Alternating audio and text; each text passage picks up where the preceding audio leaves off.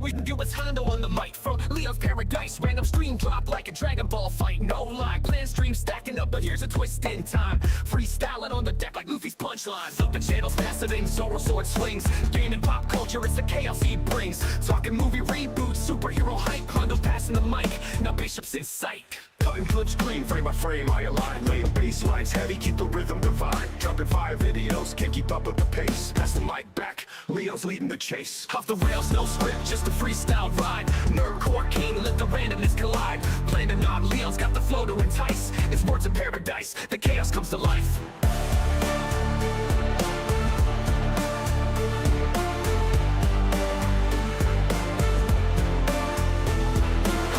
No script, just a freestyle ride. Nerdcore king, let the randomness collide. Planning on Leo's got the flow to entice. It's words of paradise, the chaos comes to life.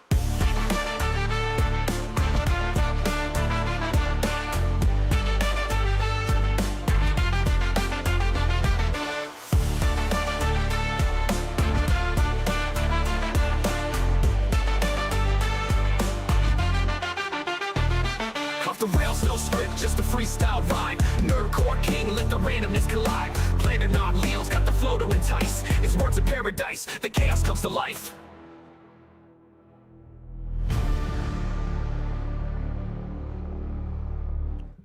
Welcome back to the lunch hour. How are all you vital idols doing? We got plenty to talk about today. We've had a lot of interesting news, and it's not all good. In fact, very little of it's good. I mean, we got cosplayers out here that turn out to be complete dogs underneath the makeup. I mean, not only cashing like bomb threats and shit, but even worse, being ugly. We got the UK Child Safety Law app. You know what? Maybe there is some good to come of this, because if what I'm reading is true, then we got an MP, a member of the parliament, who was an advocate for said Child Safety Act. And they got caught with images of child. Now, look, I'm not saying I want to see people get caught with images of children. That's pretty fucked up. But if someone is going to get caught with images of children, I love it when there's these hypocrites that talk about protecting children. We also got some insane news that I've only tangentially heard about of 7 German politicians all being axed right around the same time. And then, yeah, Tectone decided he's done. He's out ski. So, needless to say, there's a lot to go over, and we're going to spend the hour doing it. Hopefully you got your protein. Hopefully you got some beverages. You know, your boy got his green tea here. Let's hit some numbers. Let's talk to you guys in the chat. Who else here? We got Valiant Goat in the house. How you doing, Valiant Goat? Flynn's Nest Resurrection. Jamma Llamas as we lurking. Jamma, how you doing? Golden Apples. Oh, you got silks on today. Nice. Nice. I've never, confession, I've never played Hollow Knight. Not anything against it. I've never really, it's not one of those games that's ever jumped out at me to play. I know everyone loves it, but it's never jumped out at me. I was playing Frambo all night, so I still say all hail indie games. I was playing Frambo all night, and it's been an interesting game, to say the least. I both love it, and I also have some issues with it. Jeremy Hughes Review is here. Hail, Leon and crew. Hail you, sir. Serranos, you can be ugly or crazy. Now, correct. You gotta pick one. You gotta pick one. Ugly or crazy. So you know what? Let's go ahead and start talking about both ugly and crazy. We're going to react to our boy Atreus. He did a video on it. Cosplay baddie, true nature, and face revealed. Butter framed in gold. How you doing? All right, let's learn about this ugly bimbo and why she, posted a bomb threat at a convention. Let's go. What up, Gravestone? We just left Dragon Con, right? So, we have a little bit of understanding and attachment to cosplaying girls. We love them. You know what I'm saying? We love them. Nah, fuck this news. Atreus is a poser. Atreus is a poser. He out here, his black ass, and Kata's short black ass out here, they're going to cons now with all that new black street money and whatnot, being like, bitch, I've been going to the cons since I was 6 years old, but I was picking up cosplay girls when I was still 17. I don't want to hear about your attachment, you fake fan. Cosplay girls, we love when they get dressed up, looking all sexy for us and good. We even got a cosplay queens competition on New Blackstreet. By the Okay, but I mean, he is right about that though. He is right about that though. way, if you're not subscribed to New Blackstreet, I don't know what you're doing, man. I'm gonna drop the link down in the comments so y'all can subscribe to New Blackstreet. But anyway, so yeah, we have a little attachment with cosplayers. As a matter of fact, we just left Dragon Con and we're probably going to be going to Waifu Con in a couple of months. You know what I'm saying? Just throwing it out there. Nah. Now, you don't get to go to WaifuCon. You don't get to go. Again, you're a fake, Atreus. And I don't even, nah. Fuck this. This is gay. Why these black men get to go to WaifuCon and your boy's stuck here talking about black men going to WaifuCon? Man, shit is unfair. Life is not fair, boys. So, when you have a story like this one, where you have maybe a mentally unstable cosplay girl going to Texas and dropping, dare I say, bomb threats. Again, man, at the gate, he didn't have to throw cosplay in. He said mentally unstable.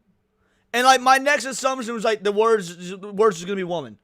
Like, word is going to be woman. You say mentally unstable, in the next word is either going to be woman or Ted Bundy.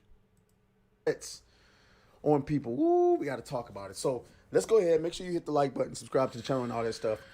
So, Kit Noel. Okay, this is coming. Shout out to Smash JT. We're getting this story from him. Cosplayer Kit Noel just got arrested in Texas for threatening to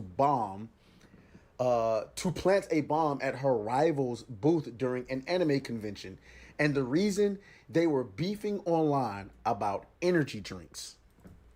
Man, here's the dealio. Now, I don't think this cosplayer's trans. I don't. I think this cosplayer is an actual woman. I mean, is an ugly woman, but is an actual woman. But a bomb threat? Like, that's some dude shit, guys. A bomb threat is some dude shit. Like, whenever you hear a woman like, even if a woman threatens to kill another woman, how often you hear them bringing up bombs?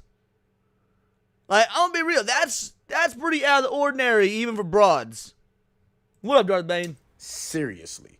All right. This is the kind of unhinged behavior that makes cons less fun and way more stressful What up, for LMA? everyone else. People go to these events to hang out, chill, cosplay, buy merch, chase cheeks.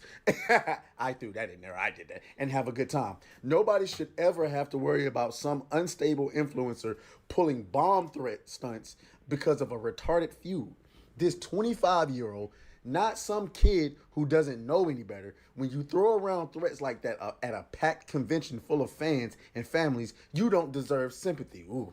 And meanwhile, on the show yesterday, if you were here, we covered a story where a Resident Evil cosplayer got, like, arrested and charged by the British police, charged in the UK for having a prop gun as part of his cosplay. Homie got arrested and charged in the UK for a prop gun, and this broad out here making goddamn bomb threats. One of these things is not like the other. It's a felony that could land her upwards of 10 years in prison. Honestly, I hope she gets something worthwhile to think about what she did. People need to learn this is not edgy, not clout chasing, not a joke. It's beyond reckless. If you're... And here's the deal, she deserves all 10 of those years. She deserves all 10 of those years. Absolutely.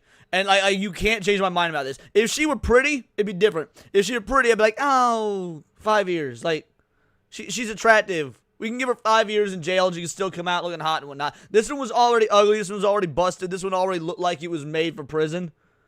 So just throw the book at her. Just throw the book. If you're this unhinged, What up, Zax? Over an energy drink tip, you don't belong at conventions. You belong in jail, or more fitting, a mental institution. And here we have Now look at this thing. Those girls busted up, right? Now, I'm sure knowing Atreus, he's going to show us what she looked like when she was in cosplay. Bro, let me tell you, this is some catfish, bro. Like, you can usually tell when a cosplay girl ain't exactly as hot as she is outside of her cosplay. You look at her like, yeah, that makeup's doing a lot of work. But you know what? You're wearing some skin-tight clothing, so I can tell you've at least got a body underneath it. Dude, when you see the before, and by the way, she wasn't exactly like a 10 in her cosplay, right? She wasn't exactly a 10, but she was cute. She was good looking enough.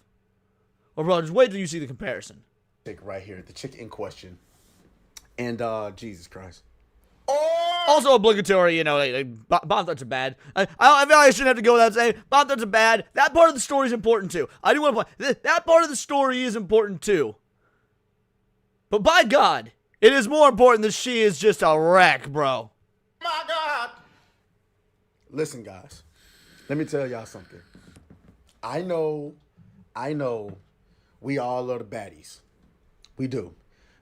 But nigga, Flynn's Resurrection says, it was with cosplay girls and cosplays Harley Quinn. I don't know if you know the story or not, but bingo, bango, bongo right here. She has cosplayed as Harley Quinn. You could have just been thrown out a generalization that could have applied to so many broads. But the fact that you just called the Harley Quinn shit, you either already know about this story, or you were very familiar with cosplay women. What up, Hugo? we gotta start. Hey, we gotta start walking around with a cloth, and when you see a baddie, just go up to her and just wipe it all off. Because when y'all see, this is her, right? This is Kit Noel. Wait till y'all get a good little gobble out of her Instagram. Hold on, let me make sure y'all can see this. See, look at that, bro. Let me fix that. Look at her Instagram. Look how good she look on her Instagram compared to that mugshot. Women must be stopped, guys. Look at this. Women must be stopped. Look at this. Now let's keep it a beat. Let's all be truthful here. She ain't working with a lot either. Like, look at this compared to what she got going on top. Like, she ain't working with a lot either. This is, like, with the makeup, she got a cute face. But this is rough, boys. If you ran into this girl She's rough, at a boys. cosplay convention, you hopping down. Look at her. Not that she's like shaped like a, she doesn't have a Coke bottle shape or anything like that, but she's definitely a cute girl. Then you come over here, and what in tarnation? Look at that mugshot. Legal Mind said he dirty for that. he dirty for that. He put the cute picture next to the mugshot, and holy. She Bro, that ain't even a mug. That's like, you ever go to your grandma's house and your grandma got like that one mug that she's been using her whole goddamn life? Every time she's smoking a cigarette, she's got that one mug of coffee. And you're like, Jesus Christ, that shit's like 70 years old. That's been around since before my dad was born. And they probably bought it like secondhand at a flea market then. That is the kind of mugshot we got going on like here. she traffic women. She looks like, man, listen. First of all, let's try to be a little bit nuanced here, right? Let's try our best to be a little bit nuanced here. Is there a strong chance that she wasn't being serious when she made this threat? More than likely. Obviously, again, women don't make bomb threats. Like, that's not really a female thing. Like, when women commit violence, they slap and they scratch and they like drown their kids. But they don't bomb shit. More than likely, she wasn't being serious. She thought she was being funny or edgy or something like that. Now, keep in mind, guys, I'm making this argument because I'm a simp. Okay, I need you guys to understand. I'm a simp. All right, I simp for the most and do the least. All right. At least he admits it. But that doesn't mean that she shouldn't be facing consequences. Now, 10 years in jail, I don't know. I wasn't there. I wasn't there. I don't know the context. If she was legitimately beefing, like, I legitimately want to harm somebody over some energy drinks, I think she deserved the whole 10 years. But if she was just making a joke, not being serious or nothing, then... What up, Dempsey? She should only get 9 years. See, there it is. I agree with Atreus. There we go. Even if this is a gassed up mid, right? 9 years is fair. 9 years is fair. She's 25. She'll get out when she's 34. She's got about 6 good years left in her. Well, I don't know about good, but No, seriously. Probably about 4 years she do. But you all know what kind of country we live in. We live in America, and women can do no wrong in this country. So 9 times out of 10, she will receive 0. Yes, I said it. She will receive 0 jail time. You get what I'm saying? You know where we at? We're in America. Women don't face consequences in America. So she'll get 0. She'll probably get like probation or some shit. I'm curious. Where do women face consequences? Where do women face? Because you can't even say the UK. You can't even say the UK. Girls face consequences in the UK. Girls are being all like tracked by these, these Muslim grooming gangs and shit. Girls are facing a lot of consequences. But then grooming gangs ain't going after fucking women. Iran? All right, I'll give you Iran. Yeah, Iran. Iran works. Women face consequences in Iran. Make America Iran again. Like that. She probably be banned from every con. You know what I'm saying? Ooh, what's she gonna do without her cosplay? Well, I mean, she can still cosplay. She's just gonna have to be exclusively on Instagram. And don't underestimate, guys. Do not underestimate the amount of money that these girls make from the endorsements and stuff that they get from cosplaying on Instagram. They get a lot of, like, if you go to, like, a lot of these girls, they don't have real jobs. They getting their back blown out by some rich sons of bitch. Man, do you think after this her Instagram is gonna blow up? That's stupid. You're stupid. Stop being stupid. Sorry, boys, I had to. I absolutely had to. Son of a bitch. And they're getting endorsements from Instagram. You know what I'm saying? You know, show off my product, a little 10,000 there, a little 5,000 there. That's how they getting to and from these events, and they, you know, they getting invited to certain places. So yeah, man, you gotta, hey, everything that look good to you ain't actually good. Look at that. Look at that. You got the New York Post getting in on the grift. Look at the difference. Holy. You know how sick I would be? I mean, like, let me not over exaggerate. It's not like she's hideous. But I gotta be honest. That's fair, Serranos. If I went to bed with Shorty in the pink on the left and woke up to Shorty in the middle in the mugshot, I would have thought that I just slept with a real creeper. Like one of Pennywise victims or some shit. I don't know. Anyway, y'all let me know what y'all think down in the comments. As always, may the grift be with you. I'll talk to y'all. All right, that's a trace. That's a trace. Good video, bud. I love that we can spend more time dogging on this woman's looks on the actual crime of committing a fucking bomb threat. Now, let's talk about that for a moment, though. Let's actually talk about the bomb threat. Because, I mean, yeah, we had a good time. We roasted a bit. I dropped the video in there. Give Atreus a like and whatnot. A sub if you haven't. But in all reality, she should face consequences for this. Like, assuming, so if she made a bomb threat and she was arrested for it, I assume that bomb threat was, you know, taken seriously by the con. Like, did they have to do evacuations? Depending on the severity of how it affected the convention is how I would say the consequences need to go. Like, if they need to do full-on evacuations, a bomb squad had to be called, shit like that. No. Not only did you waste everybody there's time, you wasted the police resources. Again, there's threat to people's lives. That is not covered by free speech. Like, by all means, that is a criminal act. 100%, this broad needs charges. 100%. If this was just like, oh, she was, you know, reported by this other cosplayer, and they pit this girl up, like, at her apartment for making a dumbass comment, all right, that's a little bit different. It's still wrong. It's still illegal. You know, if she's got no priors or anything, get some probation or whatnot. But depending on how many resources were wasted on this situation, you throw the book at this brat, dude. You do. Absolutely. The original Black Power Ranger who played the original Black Ranger is missing his middle finger the entire time. I had no idea. At the end of the day, she's going to get slapped on the wrist. Maybe. Hey, I don't know. Again, I would like to know more specifics about this story and then, you know, like what ends up happening with her. Although, you know this is going to get her insane, crazy new fans for real. Like, there are going to be dudes out there like, I can fix her. Spoiler alert, guys. You cannot.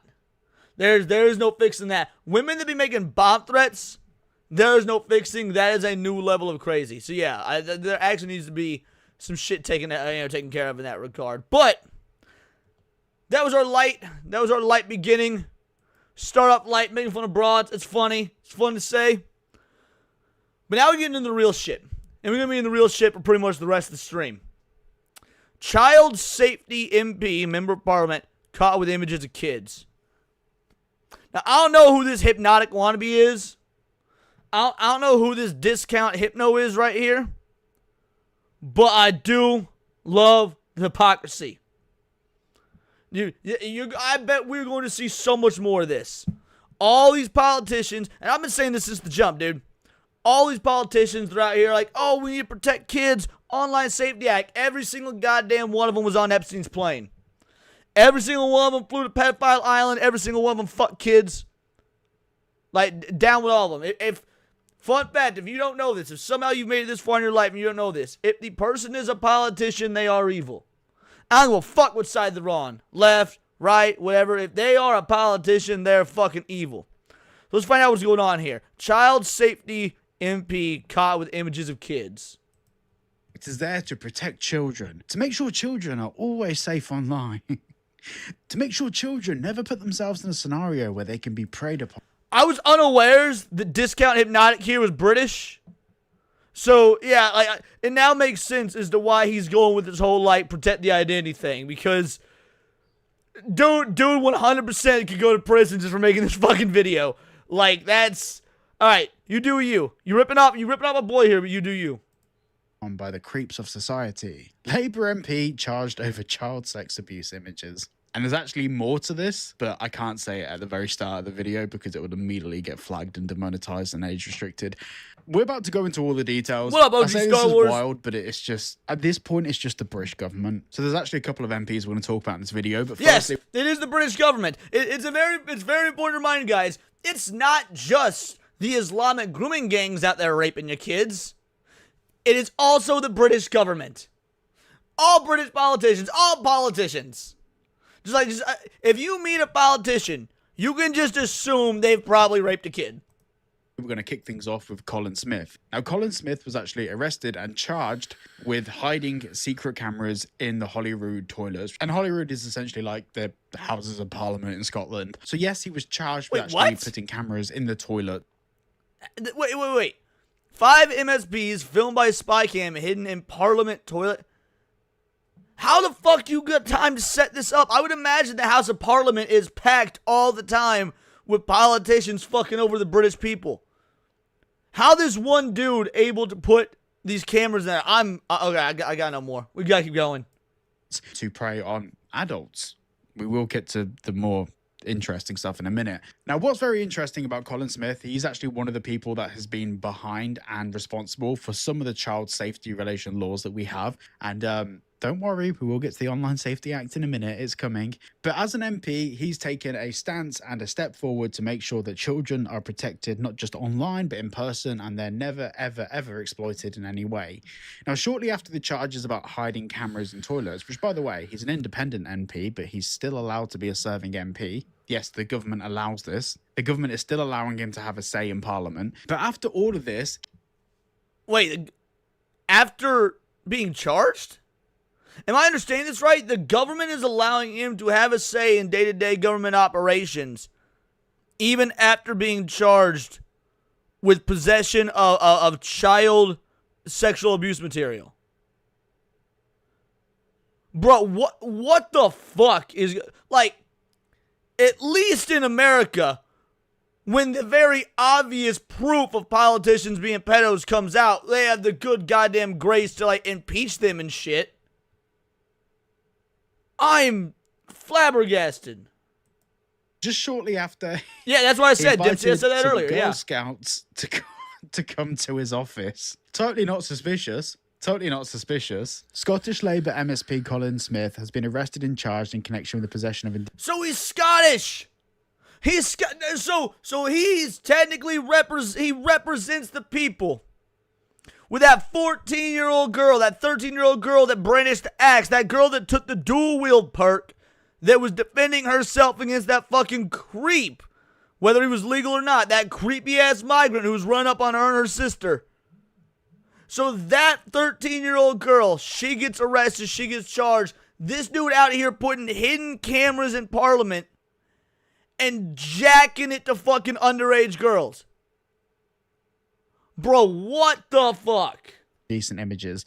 The 52-year-old politician who has represented the South Scotland constituency for a decade was taken into custody at a Dumfries property earlier this month, and a police investigation has been launched. The Scottish Labour Party suspended Smith after he was charged with the politician now an independent MSP. On Tuesday... Okay, so he's suspended. Again, I don't know what your guys' rules are in the UK. Fun fact, I don't give a shit what the rules are in the UK because the UK fucking sucks. But okay, so he was suspended. There's at least that.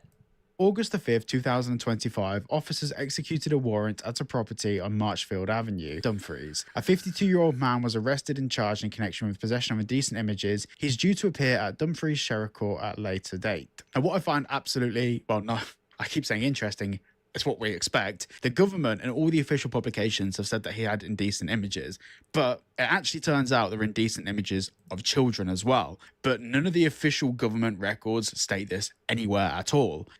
Is anybody shocked by this? Is it like, dude has indecent pictures of children and it's 100% being covered up? Like, there's no amount of shock. Like, I can't even, it's like, oh, man. I am shocked. Shocked.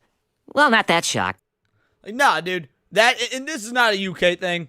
Like, as much as I love dogging on the UK, as much as I like talking ridiculous shit on the UK, as much as we've made dogging on the UK pretty much a daily part of these streams at this point, this is all politics. This is all politicians. The idea that they've got everything they could ever have. They're rich. They're successful. They're in these protected positions of power. So how do you feel alive? How do you feel alive? You fuck kids. Like, so yeah, of course this is going to be protected. So we can acknowledge, we'll go ahead and suspend him and say that he was, being abusive, sexually abusive. We're going to leave out the most important part, which is that it was with fucking children. Again, and the fact that he was a proponent of the UK Online Safety Act is just that's just icing on the fucking beans and toast. However, the official police report does, and of course, a lot of the media around it is also talking about it. But the official government documents never mention about indecent images of children. However, that is officially what's linked to the charge. And even in the official documents on the Scottish government website, when they have linked charges or arrests or anything, there's nothing next to his name.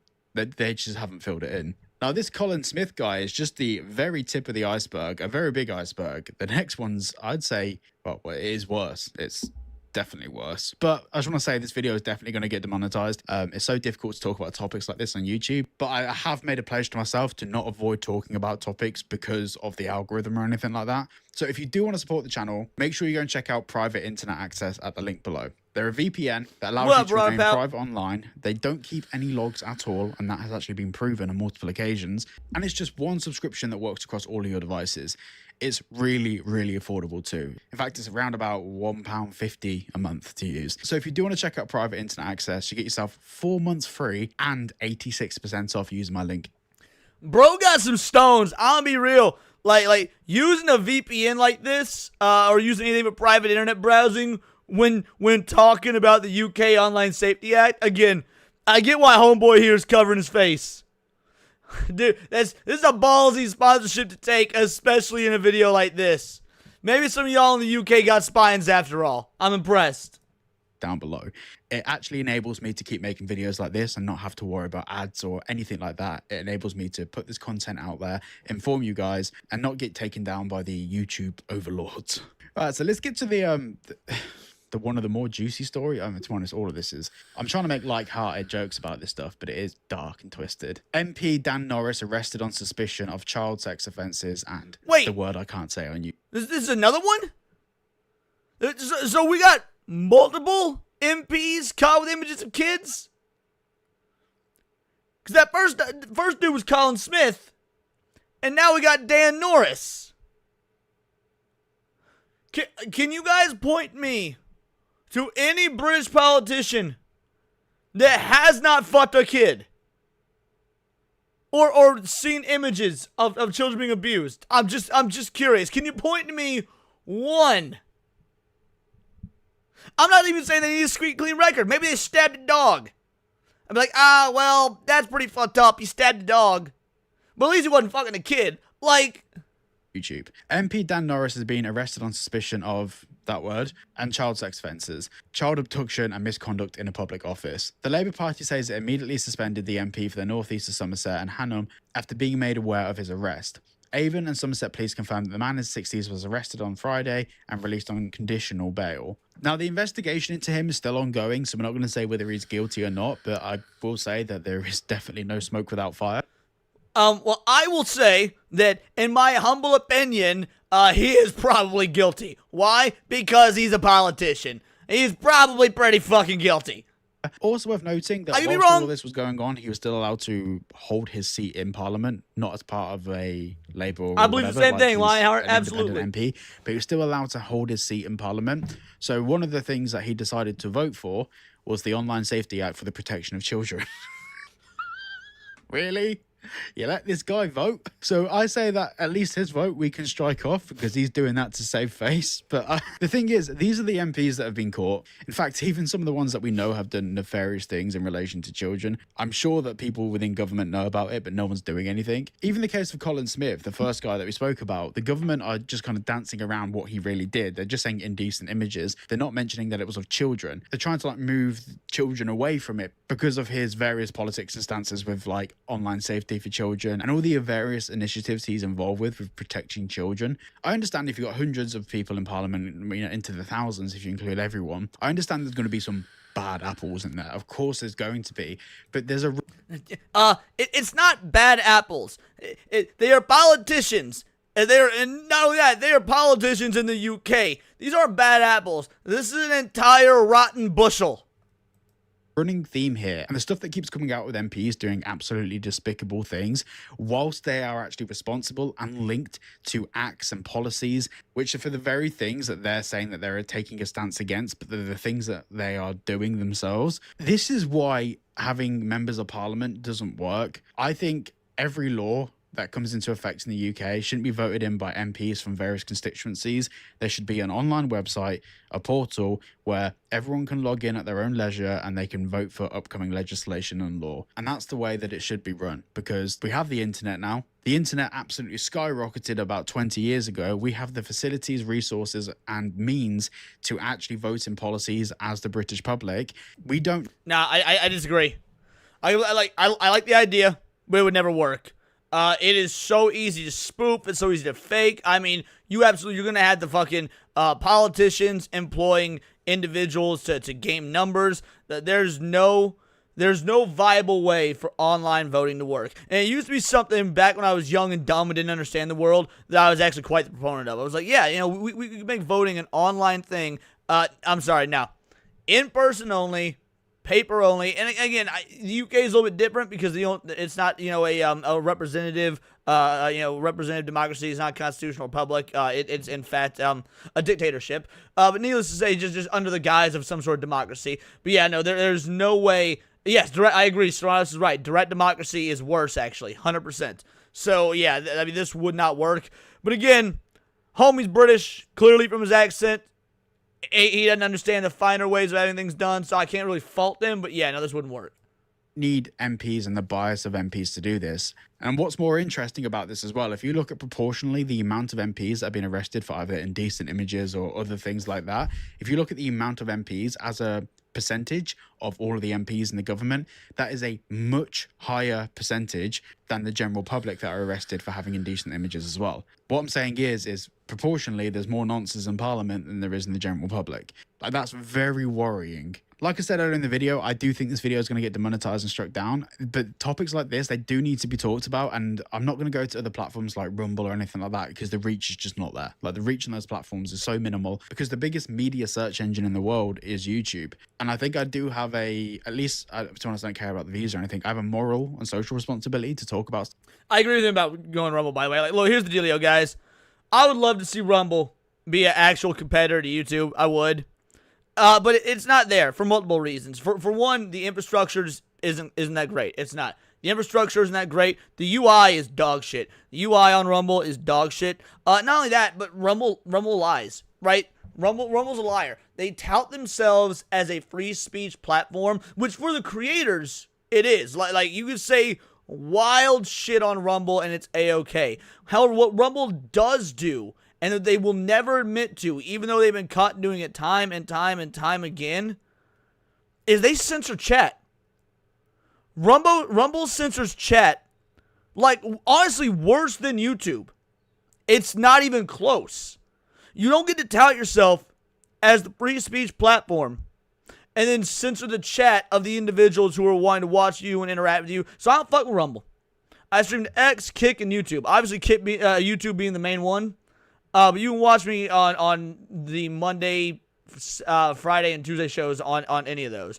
And then the lunch hours are YouTube only. But yeah, no, I agree with this dude entirely. Fuck Rumble. stuff like this. If, you know, in the past month, this channel's gone from nothing to like 50,000 subscribers. I feel like I have that audience now and I need to report on this stuff, but it's really tricky to report on this sort of stuff. So making this video has made me really angry because as I'm reading into the stuff and doing research into various MPs that have done stuff, like there's so many. And I know this is probably like a really naive perspective from me, from someone that has like a kind of politically orientated channel. But as much as I clown on the government and I hate on the government, I do want our country to be better. I want our country to... I wouldn't say that's naive at all. What would be naive is if you were relying on Big Daddy government to make it better. Those aren't the same. Like, there's so much about America that I want to be better. That does not mean that I want the government to take control and make it better. I want it to be better by us, you know, fostering a culture in America of bettering ourselves, of bettering our communities, things of that effect. And frankly, a culture of having the government leave us the fuck alone. So, yeah, I wouldn't say it's not naive to want things to be better. It's not naive to try and make things better. It is only naive if you think that Big Daddy government are going to be the ones to make it better. Not have things What like up, the Tebow? Online Safety Act. I want our country to actually be the best country in the world. I want to have Okay. this. Slow your roll there, beans and toast eater. Ain't no way UK gonna ever be, even if you was to kick out all the Muslim grooming gangs today, ain't no way you guys are ever gonna be the best country in the world. Y'all boil your food. You all boil your chicken. Get the fuck out of here with that shit. Sense of national pride from our government that are acting on behalf of us as people. I want to wake up in the morning and take the American approach where you swear allegiance to the flag of the United States of America. I want to do that to the Union Jack, but I can't be proud of our country when the people that are running it are doing stuff like this. It's not just harmful from a reputational point of view or anything like that. It's just disgusting. It's despicable behavior, no matter whether you're an MP or not. And it's just adding insult to injury when these same people are like the champions of safety for children, and it just takes away from the actual things we should be focusing on when trying to protect children. Like, there is many things as a country, as a society, as a government we can do to make sure children are safe while using the internet. Yeah, for example, something you could do as a government to make sure your children are safe is not allow just all these criminal migrants into your country and then give them absolutely no consequences for abusing your young girls. That's one thing you could do. As far as the internet's concerned, government shouldn't be touching shit. And again, this dude's from the UK. He added on the internet at the end of there, right as I paused it. Now, fuck all that. Government, get the fuck off the internet. You got no power. You should have no power. You should have no say. That adds between the kids, the parents, safe in-home policing, like, parents policing what their kids do and don't do. So yeah, fuck all that. The government should be doing literally nothing about kids on the internet. None of them are dystopian, but the one that they decided to employ was dystopian. But there's many different ways that we can actually go about protecting children, and all of this online... Toronto's doesn't count. Doesn't count. Yeah, I saw a UK Michelin restaurant, sous vide, and the sandwich. Here's the dealio. If it is here's what you need to know. If it's a Michelin restaurant, shit's being prepped by the French or people who are trained in France. Totally different. Yo, Caterade, what up? Yeah, thank you so much, brother. Thank you. Problem is parents don't pay attention to their kids. You're right, that is a problem. That needs to be changed. But Big Daddy government ain't gonna be the ones to change it. Whether it be America, whether it be the UK, whether it be Germany, whatever the fuck, it is not up to Big Daddy government to teach you how to parent or to take the parental roles over. Nothing like that. So yeah, parents may not pay attention, and we need to foster a world where they do. There's the difference. Caterade, what is up, crew? You'll love to see it. Safety Act and the various MPs involved getting arrested for diddling. There we go. Now I just got the notification. Notification came through on YouTube just now. What is up, Caterade? Thank you so much, Foot Clan leader. We got the Black Shredder, Uncle Phil of YouTube. Like, it takes away from the actual conversations and discussions that we should be having as the British population about what we do to make the internet just a bit safer for kids. There's many things that we can do, but meanwhile, we've got nonces bringing in laws that are negative to the safety of children, and it's not good, is it? It really isn't good. Well, thank you for watching today's video.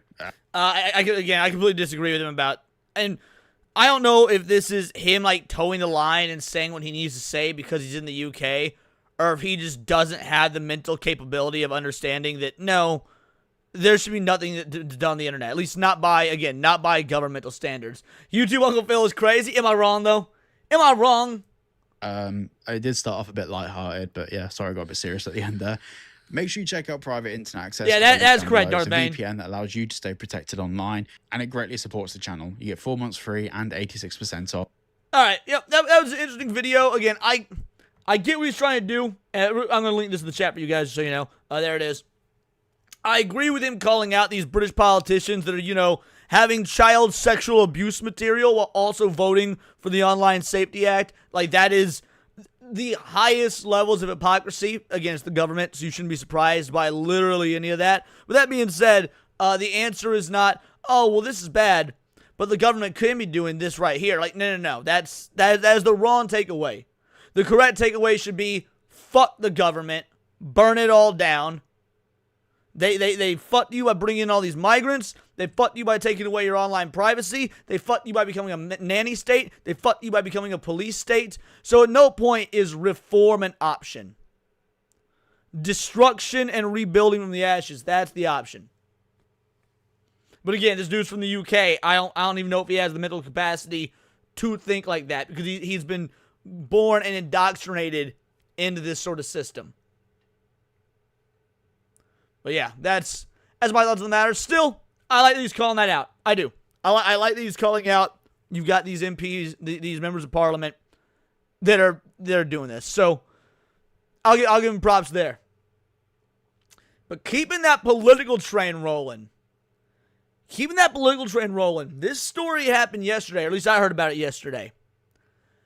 7 AFD politicians found dead in Germany. Now, I looked into the AFD last night to sort of prepare myself for this video, because I don't know much about what's going on, aside from all these politicians seem to die within a span of right along one another, and they were all the same political party. Now, this political party is listed, the AFD is listed as a far-right extremist party. They are literally labeled as extremists by the German government. Alright, I'm not taking shit the German government has to say seriously. Yes, of course you would label your opposition extremists and your bitch-made left-leaning country, oh man, because we had Hitler once, like 80 years ago, now we need to pussify our entire country moving forward. Get the fuck out of here. They said that their entire platform revolves around populism and Islamophobia.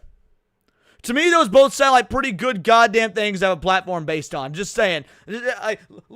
Given all the news we've been covering out of the UK lately, with these fucking Muslim rape gangs grooming your little girls and shit, I think that the world could use a heavy dose of Islamophobia. Something absolutely insane is going on in the nation of Germany. As of last... I've never reacted to this dude before. I can already tell you I hate his voice, so his content better be really damn good. I can expand on that extensively. We're getting pissed off right away. Oh, right, Hugo. I forgot that Hugo's in Germany. Dude, at any point you got something to add to this, because clearly you will know what this is, let me know.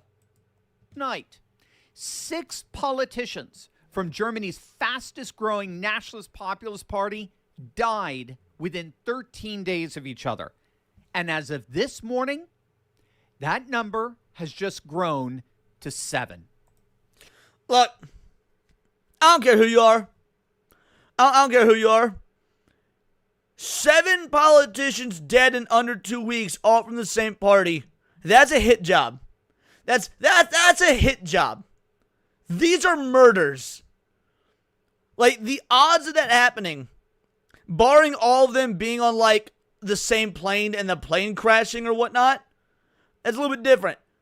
But 7 politicians over the course of less than 14 days, roughly 2 a day, how obvious are you going to make it? It's not even a conspiracy theory. You can't even call that a conspiracy theory. These are just numbers. That is so astronomically, implausibly unlikely. This cannot be looked at as anything else.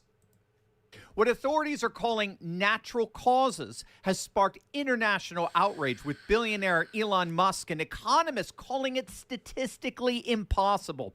Stick me to the very end of this video, because we're going to see how this developed. Whether they're candidates or full-on politicians doesn't matter. If you're a candidate, that means you're trying to get into politics. I'm going to consider you a politician. If you are running a campaign to get into politics, you're a politician.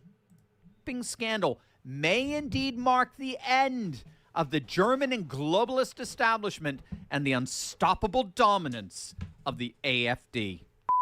Hey, gang, it's me, Doctor. No. Hayden Wayne, 7 out of 20K, you're looking at this wrong. It doesn't matter how many members there are. Whether it's 20K, whether it's just 20, whether it's 100K, 7 in 13 days. No. That math don't math. That does not matter. The total number of members doesn't matter. That's like being like, oh, well, Chicago doesn't have a whole lot of, Chicago's got a couple million people, and 56 people died. 56 out of a couple, no, 56 people getting gunned down due to fucking gang crime. There's still 56 people getting gunned down due to gang crime. Steve, your Patriot professor, here to help you make sense of the madness as the far left desperately tries to stop the unstoppable rise of a new conservative age that you are making happen all over the world. So if you want a front row seat on how you're changing the world in ways you never even imagined, make sure to smack that bell and subscribe button. Again, just a quick programming note. Registration for my America Awakened Masterclass is now officially open. This is your exclusive chance to join me for a powerful 2-hour deep dive into the rise of a new American golden age that'll be written and talked about for centuries. The last one was really old, battling long illness, but still beyond. So one might be legitimate. Like, stop spreading false rumors, gang crime is a myth, just like how the Bloods and Crips are a myth. All right, Cryptic. I don't think that's accurate. What up, Hypno? Why does every creator like this have the same bookcase with life? Man, I've wondered that. Like pretty much since I got, maybe even before YouTube, dude. All the political YouTubers do this like bookcase. Look how worldly I am. Look how insightful. I good goddamn guarantee you he has not read like 1% of these books he owns. It's pseudo-intellectualism. So don't miss out. Scan that QR code right now. Lock in your spot. And you can even register as a VIP, and we'll get some time to chat with each other at the event. So don't wait. Spots are limited. So click on that link below right now to register. I'm going to, base, Serranos, base. Really cool Reading is gay. Masterclass. All right, so here's what we know. Germany's own MAGA party, the Alternative for Deutschland, the AfD, this is Germany's Patriot Party. They have been absolutely surged. Wait, the Patriot Party? But I was told by completely impartial and ethical Google that they are a far-right extremist party. What do you mean the Patriot Party? In the polls of late. And they've been frankly threatening both the German and the European establishment in Brussels. They are now the #1 most popular party in all of Germany. If elections were held tomorrow, they would win. And speaking of, there are indeed local elections coming up in the big western state of North Rhine-Westphalia. With a population of nearly 20 million, Westphalia's elections could have significant consequences for the whole of the German nation. And so to call what's been... And Jamie, that's my thought. Now, to be fair, this is a 12-minute video. This is a 12-and-a-half-minute video. Hopefully, he will give information on the deaths. But exactly, whether we get information on the deaths or not, you are correct. The odds are so astronomical, it is impossible there's no foul play involved in at least some of these. Happening there of late, suspicious would be an understatement.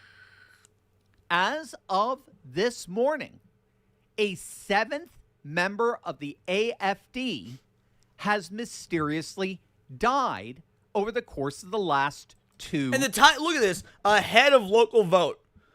Like, the timing is also incredibly suspicious, dude.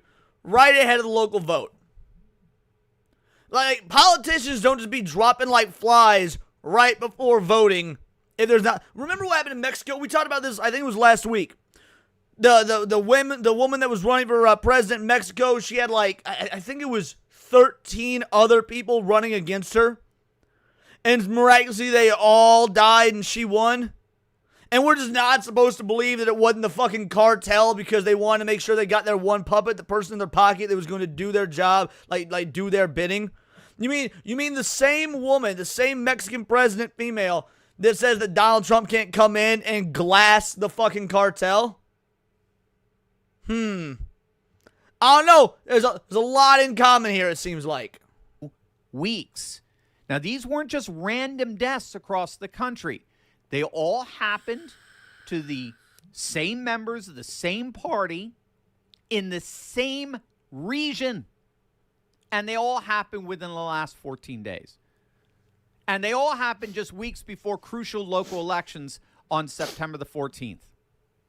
The victims' ages ranged from 59 to 80, and authorities are claiming that they all died of natural causes. And Now, 59 to 80. There's so many people can make the argument like, oh, well, a lot of them are old, old age, like they said, natural causes. Man, I don't got any reason to believe that Germany is not just like the U.S. and that most of our politicians are old fucks. Now, I consider that to be a problem. I don't think we should have that being the case, but most of our politicians are old fucks. I would imagine in Germany, most of them are old fucks as well. Absolutely. Plus, we're talking 59 through 80. Like, you're getting to that age where you can just say what the fuck ever and it doesn't matter. It's like, I don't give a shit if I'm racist on the stand, whatever. I'll be Islamophobic. What's the worst that could happen? Well, the worst that could happen is you end up getting fucking murdered by your political opponents, apparently.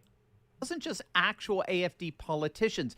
Even 2 reserve candidates who were supposed to replace them have died. Now, frankly, most of these politicians were still in their prime, nowhere near life expectancy, but somehow... I don't know that 59 through 80 is your prime.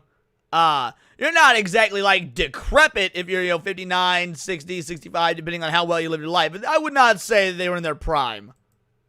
They all fell to a rash of so-called natural causes, heart attacks, kidney failure, and of course, one suicide, alleged.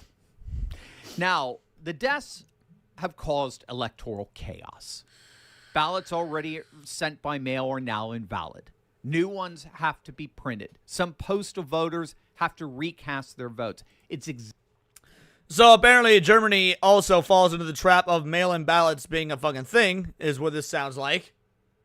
Exactly the kind of disruption that benefits the status quo parties while hurting the surging AFD. Meanwhile, the same media calling questions about these deaths conspiracy theories, they would be leading investigations if this happened to opposition politicians in Russia or China. 100%. He is entirely correct. If this happened to the individuals that were, the puppets, the ones they want installed, the ones that are just going to go with the flow, status quo type, there would absolutely be investigations. But by the way, he mentioned earlier these were all in the same region. That's also extremely odd. Like, Germany is I don't want to say it's a big country, but like, for European standards, it's kind of a big country. So the fact that it's all happening within the same regions, right? People say conspiracy theories. Oh, conspiracy theorists. Yeah, how many times conspiracy theorists been right? Like, honestly, way too many for my taste, right? Way too many for my taste. Conspiracy theory is not a fucking bad word.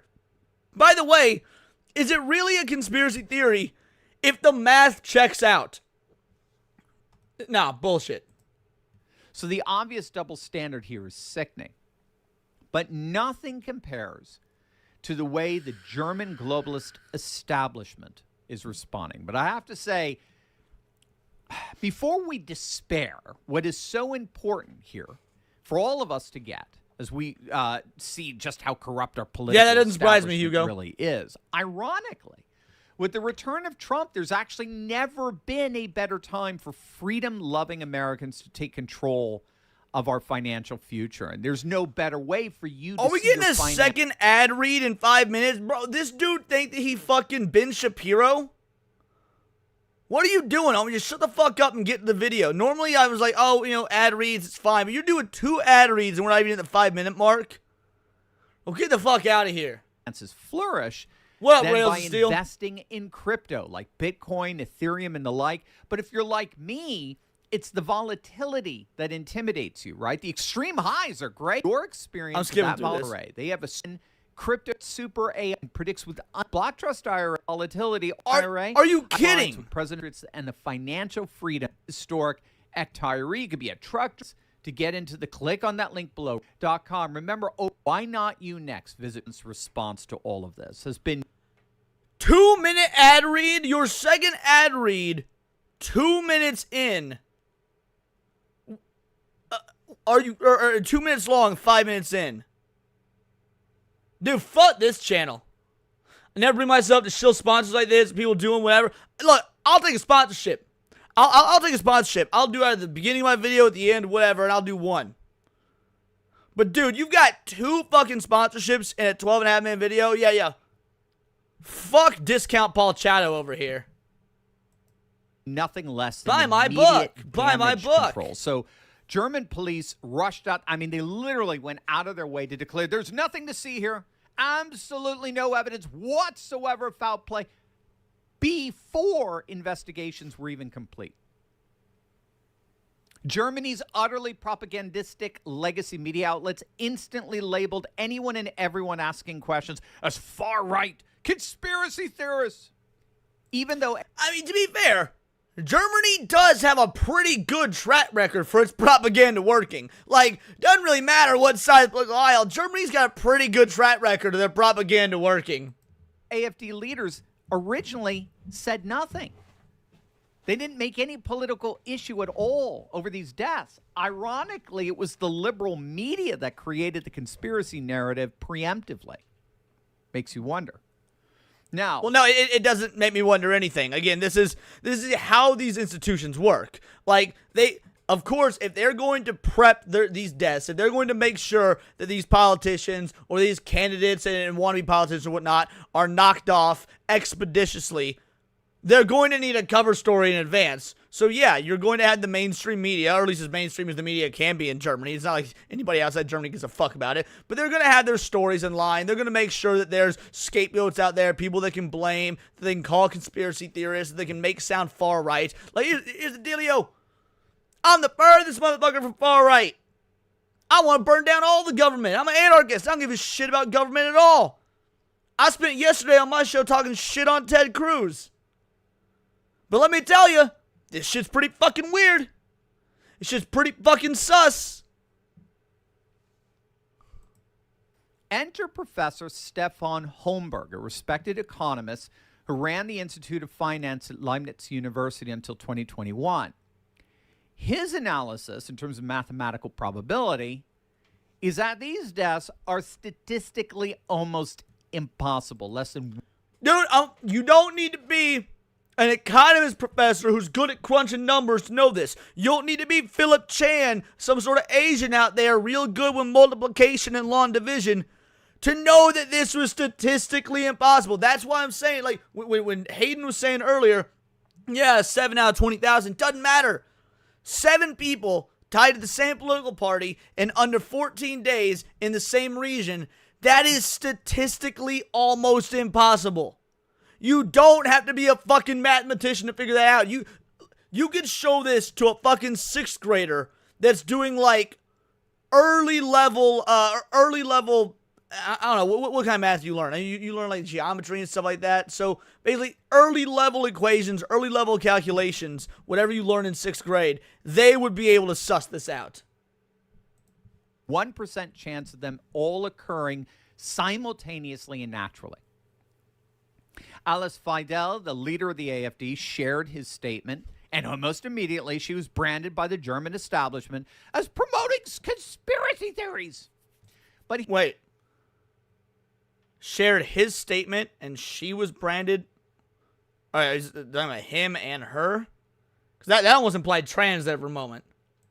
here's the kicker. Videl's hardly alone. Elon Algebra? Do you learn algebra in 6th grade? It's been a long time since I've been in school. Sure, algebra. Learn algebra. That works. Musk, with his 200 million X followers, reiterated his unbridled support for the AfD in the upcoming elections, tweeting out, Can't "Either have Germany that. votes AfD or it's the end of Germany," which truer words have never been said. Now, needless to say, this isn't happening. Now, I'm gonna be real. I don't give a fuck if Germany comes to an end. No offense, Hugo. No offense. You're cool. I like you. But in general, I don't give a fuck if Germany comes to an end, because I don't give a fuck if any country comes to an end that isn't America, because America is the only country that matters, in my opinion. That being said, it's about how it comes to an end. If Germany comes to an end because it's got some fucking major left-leaning wackadoos out there that decide just to import all these Muslim rape gangs and whatnot, just like what's happening in the UK, yeah, I find that to be a problem. Because that could then flow over into our neck of the woods, and I don't like that too terribly much. You know what? I don't like ramifications of other European countries that shouldn't have shit to do with America affecting how shit goes down in America. So yeah, there is still a vested interest in this. Vacuum. Germany's domestic intelligence agency just classified the AfD as an extremist group. And that move allows secret surveillance, it allows for recruiting informants, and it allows intercepting communications among AfD officials. And again, this is the same sort of weaponization of the political system that we saw here in the U.S. in the lead up to the 2024 election. It is so patently obvious. If you can just label your political opposition far right, if you can label them extremists, if you can label them terrorists, then now you've got the power of the law on your side to go after them. Like, again, this is a political police state. Is there anywhere in Europe that is not a political police state at this point? Give me one goddamn country that's not a political police state. I don't think you can name one. And that designation came itself with very suspicious timing, right as the AfD was gaining in popularity, and as a result, Facts, was Tulpa. threatening to break the political establishment's stranglehold on power that they've maintained ever since the end of World War II. But again, as you can see in the polls, none of these antics are working, and if anything, it's only making the AfD more popular and the establishment. Rachel Steele says, I don't see how labeling someone far right holds any better or worse implications than being labeled far left, because far left does not have the same cultural, historical significance as far right. Now, it's incorrect that those are held, but that's the reason. So here's the dealio. Nazis labeled as far right, okay? What's the worst thing someone could be? Hitler. Worst thing someone can be is Hitler. Doesn't matter if, Pol Pot had more people die over him. Doesn't matter if Mussolini had more die under him, whatnot. The worst thing you could be is Hitler. Hitler actually put up kind of rookie numbers when we're talking about like global dictators and letting their people die. That's neither here nor there. Point is, because the Nazis were labeled as far right, and that's the worst thing you could possibly be. Labeled far right is the worst you could possibly be labeled as a politician or as a political group. Now, doesn't matter if how bad the far left was, because communism is celebrated. Communism is lauded. Communism is wanted. So if you're going far left, you are celebrated because you are that much closer to the communist utopia of Marx and the past that, has never worked. But we'll get it right this time, guys. Less so. In their last national election, just several weeks back, the AfD surged into second place by winning the whole of Eastern Germany, where they're by far the number one most popular party. And so you would think, with the so-called center-right Stalin's CDU, another the one, Christian yes. Democrat Union, with them coming in first and the AfD, the nationalist right, coming in second, you would think that the CDU, the party that won the majority of Western Germany, would form a natural coalition with the AfD, the party that won the majority of Eastern Germany, and unite the nation, right? But no. The leader of the CDU, Friedrich Merz, declared that there was no way he would ever work with the AfD, precisely because the bullies in Brussels, the EU, hate the AfD, since the AfD is all about national sovereignty, border security, and mass deportations. And so Merz, being a lapdog for the European establishment, deliberately shut out the AfD from power and decided instead to coalition, I kid you not, to coalition with the SPD. That's the Social Democrats who were just voted out of power in that very election. So So all I'm getting from this is that, even the quote-unquote, soft right of Germany is bought and paid for by, probably the World Economic Forum, probably those what's it called, the United Nations, which isn't a shock. It's not a surprise whatsoever. But yeah, it's still amazing because, again, as an American, as someone who does not care about what happens in Europe, because Europe's all a bunch of queers, this shit does have. If you've got companies that are part of countries that are part of the United Nations, and they're making these sorts of global decisions, these are going to affect the U.S. U.S. needs to pull out of the United Nations, 100%. NATO, United, whole nine, out of all of it. We need to get as close to isolationism as possible. German establishment hates the AfD and hates their own voters so much that they're willing to put back into government leadership the very party that was just voted out. Now, obviously, we're going to keep a very... just because Europe falls doesn't mean America will fall. I'll be real. Just because Europe falls doesn't mean America will fall. That's some retarded-ass thinking. Very close eye on how things develop here. We'll be keeping a close eye on the Westphalia elections. And we'll be keeping a close eye to see if anything comes out of any kind of investigation into these mysterious, supposedly coincidental deaths. Regardless, it needs to be said, whatever nefarious antics may be going on here, the age of the AfD is unstoppable. The world is turning right and turning away. I don't know that that's true. I don't know that the age of the AfD is unstoppable. Now, he is correct, the world is moving further right. However, once you start moving further right, and which is the way that, yes, the people, the regular average everyday person is going, does not mean there are not powers that be that are still in control. The global homo, whatnot, they're still in control. Like, let's talk about this in the context of something smaller. We've got the payment processor issue. We've got the collective shout issue, right? Well, if you've got some sort of shadowy back-end organization that is able to block payments for things they disagree with, even if the products are legal, on a global scale, that means they are already more powerful than any government. So it does not matter if the general populace is moving right. It does not matter at all if the general populace, or even if certain countries politically are trying to move right. There is some other player at large with more power, more control, more financing, whatnot. Now, they're going to have to start making more drastic moves, start probably making more overt moves, such as, killing 7 German politicians or at least 7 German candidates within 2 weeks, making people start to question some shit. But how do you stop that? I don't have the answer to that, mind you. I don't. I wish I did. I don't have the answer to that. Away from the globalist establishments around the world, most particularly the European globalist establishment. There is nothing the German political establishment or the European establishment can do to stop that. Again, like we say each and every single day on this channel, we are witnessing... Anarchy is not no rules, Tulpa. That's a miscommunication. Anarchy is not no rules. Anarchy is no government making the rules. There are still rules in anarchic societies. There's no government making the rules.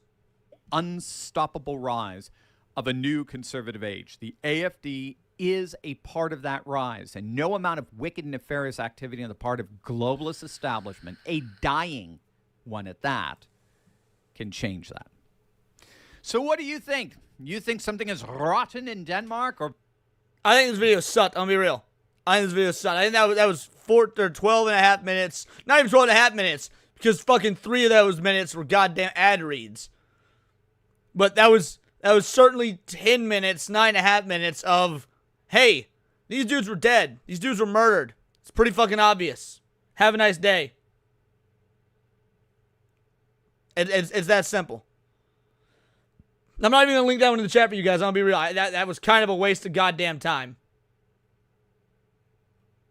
But I say with that, we're about an hour and 10 minutes in. So we're going to wrap the political talk. And we're going to move on to some streamer drama. We're going to move on to some streamer drama because Tectone is taking an extended break. Tectone quitting streaming. And I'm curious about this because dude has been at the top of his game lately. Dude has been at the top of his game lately, right?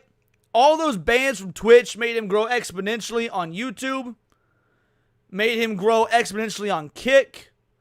Dude was getting that bag from YouTube and Kick. Now, there's obviously all these allegations and whatnot, and I don't know too terribly much about Tectone. I only started watching him very recently because he was calling out a lot of the Hassan Piker stuff, and I'm very interested in that. And anybody who's says fuck Hassan Piker, I'm down to at least give a shot. So I've been quite enjoying watching Tectone over the last month, 2 months, give or take. I'd never heard of him before that. Apparently he was into gacha games. I don't fucking play gacha games. I'm not a homo. I play real games. But I've been enjoying his content, and for him to be like at the top of his game right now and be stepping away, I don't know. That seems odd. So I'm curious what he has to say. Third time trying to record this video.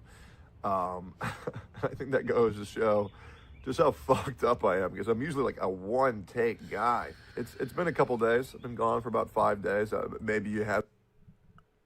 Base, I respect that. I'm a one-take wonder as well. If I can't get the whole video done in one take, then yeah, I didn't know he got swatted, by the way, but it was very easily taken care of according to him. But yeah, no, dude, like, if I don't have my once I'm done with the first 30 seconds of my video, if I can get through the first 30 seconds to a minute of my video with no issues, from there it's smooth sailing. Absolutely smooth sailing. One-take wonder's legit. Haven't even noticed. You probably haven't even noticed. If you see this video, it means I'm already gone. Title of the video. Techie, I thought you were dead. This video title scared the shit out of me. You can never stop clickbaiting, man. That's the name of the fucking game. Maybe some of you guys have noticed the stopping of YouTube uploads. Maybe some of you guys have noticed the stopping of YouTube streams and Twitch streams and even Twitter posts. But I've now been content creation free for a while now. And just to give the TLDR, this is going to be a pretty rambly video. So, I mean, maybe some of you guys will like it. Maybe some of you guys won't. But I'm going to be gone for a while, guys. And I want to let you know, if any of you guys think it's because of me streaming or me being stressed because of the YouTube's, upload schedule, it's not. I love content creation. I do. Man, I won't lie. Whenever you're like so successful as a streamer that you can just take off and still be good, you can just be like, I'm gone. I don't know when I'm coming back, and still be good. You're living a pretty goddamn blessed life. Like, it is hard to take these sorts of I'm leaving whatever videos seriously, because you've got the freedom and security to just stop. Most people don't have that. So you really gotta stay humble and appreciative. I'm not saying he's not. I don't know his situation, nothing. But like, let's be real. That's a level of blessing that most people do not have. It's just the culture that I have a problem with. But if you're just here to know this, no, I'm not coming back yet. No, I'm not going to be back for a while. And yes, I do miss you because I love you. No, I miss making content for you guys. I really do. And I will say, expect a couple YouTube uploads, maybe like one a week. I'll just be talking to you guys about whatever comes into my mind, maybe more. But I needed to get away for a while. I really did. In case you're wondering why, there are evil people on this earth that are currently making my life fucking miserable.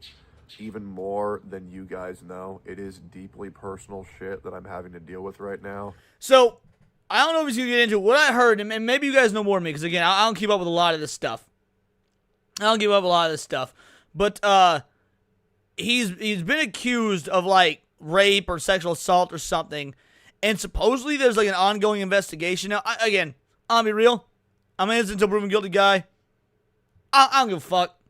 I think that dude is makes his whole living being an asshole on the internet, which is A-okay. I love shit like that. That's not me knocking the guy for it. I do the same goddamn thing. But when you're that large, when you're that large of a creator, when you've got that much of a platform, you got target on your back, bro. You got, the bigger you are, the bigger your target. And so there really is an ongoing investigation and whatnot. Yeah, I can imagine that shit probably got to take priority, because we saw what the age of Me Too did to so many dudes.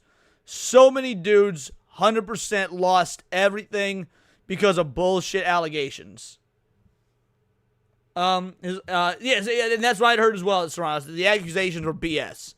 Now, that being said, even if the accusations are BS, bureaucracy at its finest, you're going to see all this being played up for far more than it is. And it's a lot to go through. So, yeah, I can't judge for that whatsoever. And a lot of it, and I'm not going to go into this too much, but there's a lot of very dangerous things happening in my life right now that I'm just trying to take care of and take care of the people around me, the people who I love. And I'll probably talk about that later. But when I do come back, I'll post about it on Twitter. I'll post about it on YouTube. And just thank you guys for staying subscribed, and thank you guys for liking my videos. And I look forward to coming back to content creation for you guys. But once again, it's just not going to be for a while. So now with all that out of the way, hopefully I can feel better. Just getting some things off my chest for why I'm kind of going, and, you know, kind of extrapolate on the previous things that I've been saying. I'm a guy where I've been doing this for nearly 7 years. 7 years coming up in December. And I always think that I'm okay. I do. I'm not. And I know I'm not okay. I wasn't sleeping well. I wasn't happy. I was crashing out over things that didn't even bother me. I was saying things I didn't mean. Like, for example, I told another viewer to kill themselves. And I know that's no big deal, but I really just shouldn't be saying that shit. I mean, yeah, I would say that's no big deal. Again, I don't know the context of which he said it. If it was another viewer, they've been watching for ages, you gotta relate. Now, it's probably much harder for him. Like, so many of you guys, I got a smaller platform, right? We're not quite 8K yet.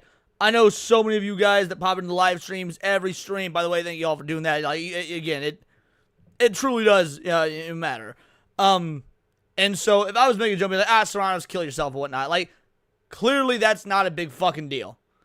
Once you get to a platform his size and you don't know the people you're referring to, it's such an individual level, or at least, to the level that, someone with a smaller platform has that's able to see the same, 60 to 100 people every stream. I can imagine it being different. Still not really a big deal, because I can imagine that you're saying it as a joke, your viewer knows it's a joke, whatnot. But you've got people that will clip it out of context. You've got people that will try and use it against you, try and turn TOS on you, get your platform banned, taken down. Like, it's a precarious situation. I shouldn't be saying that shit. It's going to be a hard one to stop, but, like, I don't like when I let things come out of my mouth that I don't feel like I could have stopped. Yeah, I feel bad for that shit. I really do. But the problem in my life is that I'm a guy who lost a lot of shit because one evil person decided to lie. Without going into too much detail, I can relate the fuck out of that. Absolutely. My life was almost irreparably altered about 7 years or so ago due to a situation quite like that.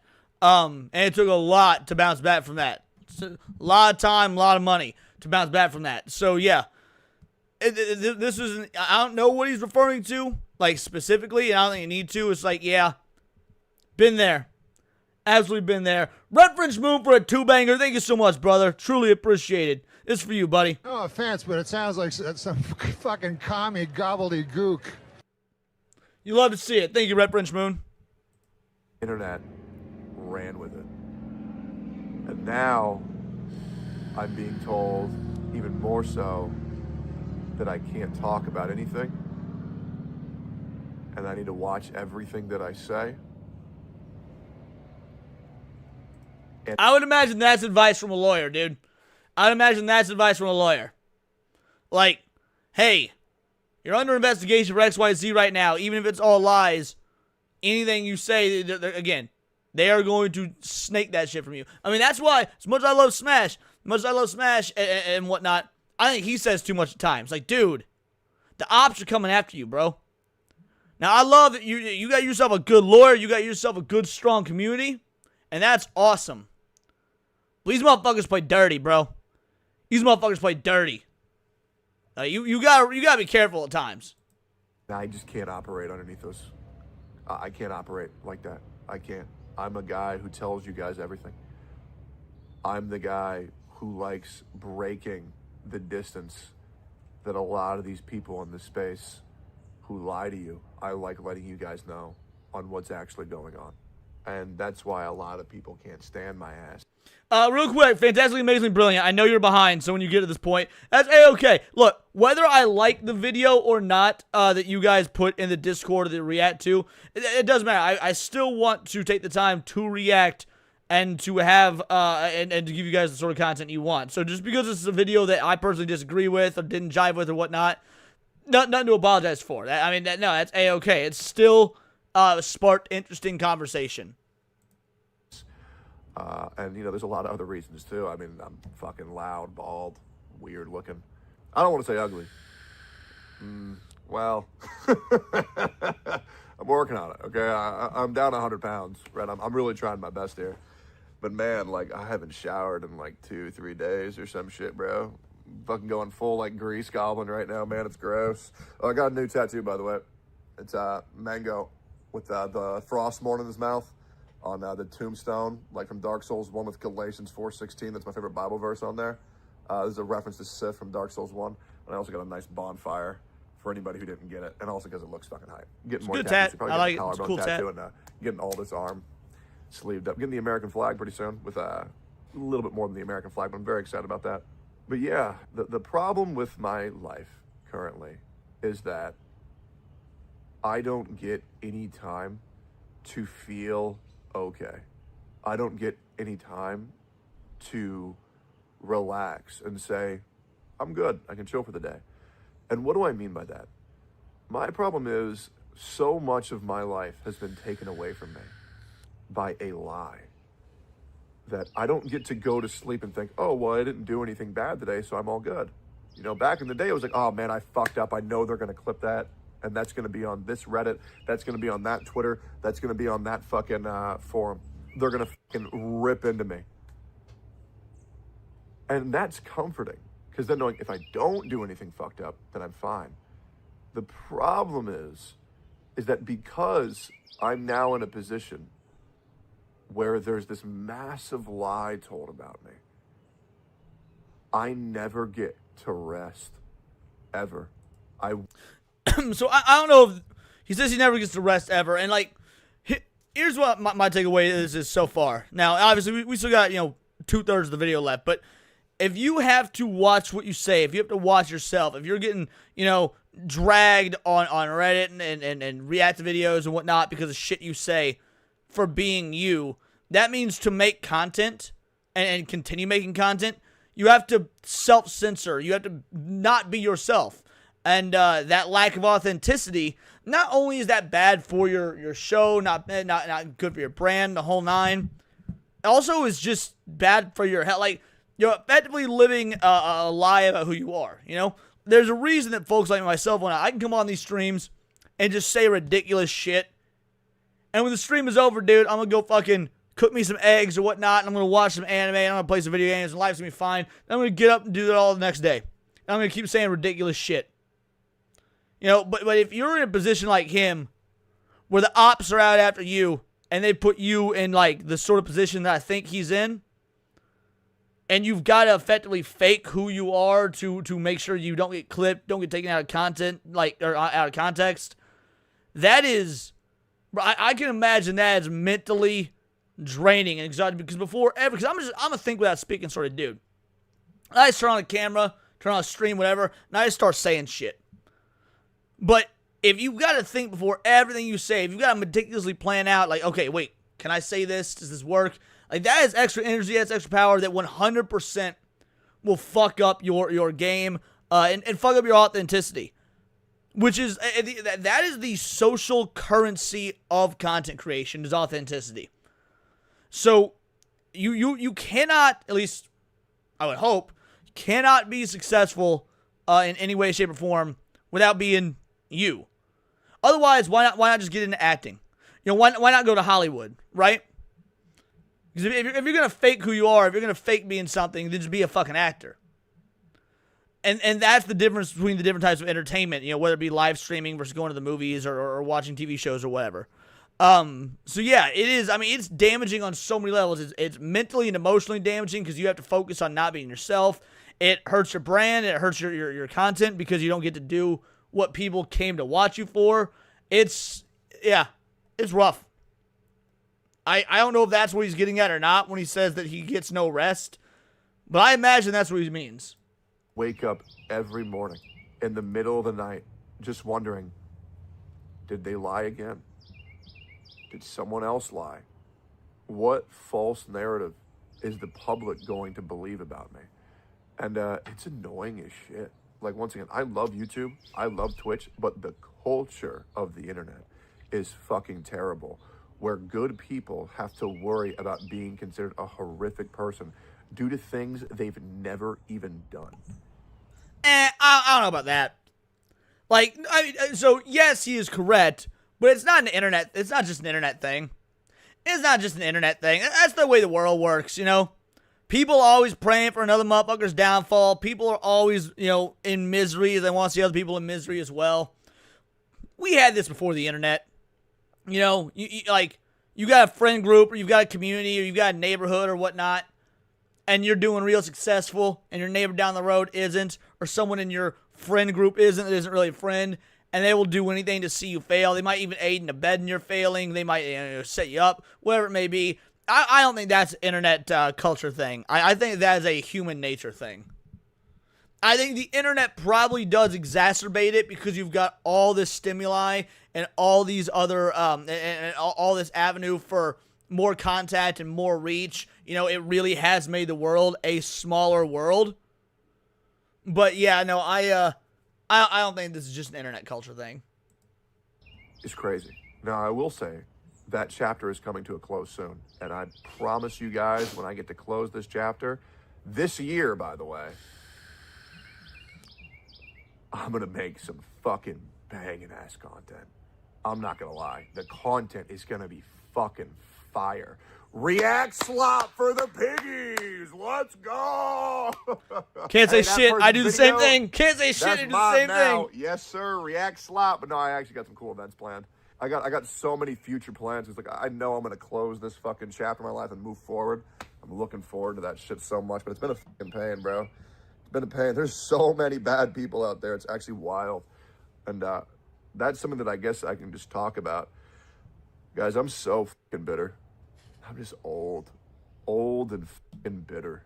Thought about making a podcast called the Old and Bitter Podcast, bro. I hate these fucking people in this space. I do. Man, see, that's weakness to me. That's weak as fuck. Ain't no reason to be bitter. Ain't no reason to be bitter. And there's reason to be angry. I want to point out, I think that bitter and angry are different. Because if you're angry, you want to change shit. You want to do something. You're like, oh, fuck this. This has got me pissed off. I'm going to handle something. But if you're bitter, bitters, you got like the anger, the feeling of being angry, the angry emotions. But you just do nothing and you stew on it. You just do nothing and you stew on it. And like, that's way worse. You won't ever catch me being bitter. You'll catch me being pissed. You'll catch me being angry. Bro, like when I see, Spider-Man getting cucked for the 37th goddamn time in his comics, and he's not the Spider-Man I grew up with. There was this heroic, altruistic individual that no matter how bad things went for him, he still did the right thing, and he could come home to Aunt May or Mary Jane, and everything would be okay, even for a moment. Like, yeah, I'll get angry about that shit. I want to be bitter. Ice Ross is right. Bitter's a woman thing. Bitter's 100% a woman thing. I do. So's vindictive. I'm so vindictive. Disgusted with these people that I don't even want to put myself in a situation where I might even see them. Guys, I'm sorry. Fraudulent motherfuckers run rampant on this platform.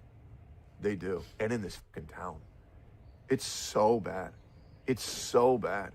I was watching this video on like what happened to Austin, Texas. And all these fucking pussy-ass libs from California came over to Austin. And they just ruined this fucking town, bro. I mean, as a guy who lived in Austin. And I've been saying that would happen ever since Joe Rogan made that move a few years ago. Absolutely made that move. Dude, once COVID happened, and once these pussy-ass liberals started, like, fucking leaving and going to, like, Texas and Montana and Tennessee and Arkansas and all these other dope-ass freedom-loving places, like, oh, it's fucked.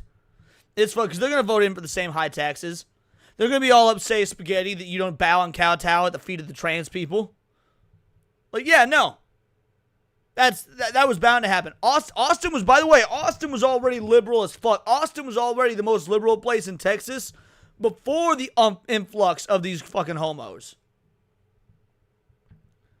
Most jobs require you to self-censor on some level. What's he talking about is fear of losing some level of income if he speaks his mind. Well, but so you may be right. But I think that's the appeal to streaming, doing doing your own content creation, or not even content creation, working for yourselves. Like, there's this food truck I used to go to. Fucking love this place. It's called Doggy Style Hot Dogs, right? Doggy Style. And obviously, it's a pretty fucking sexual innuendo name, right? And I was following him on Facebook, and he posted this story about how a woman came up to his food truck and said that the name of his food truck was offensive and he should change it. And he just fucking laughed at her. I was like, no, it's my goddamn business. I'm doing fine. I'm not going to change my entire fucking name because you find my name. Fuck out of here. Take a free hot dog. Get the fuck out of here.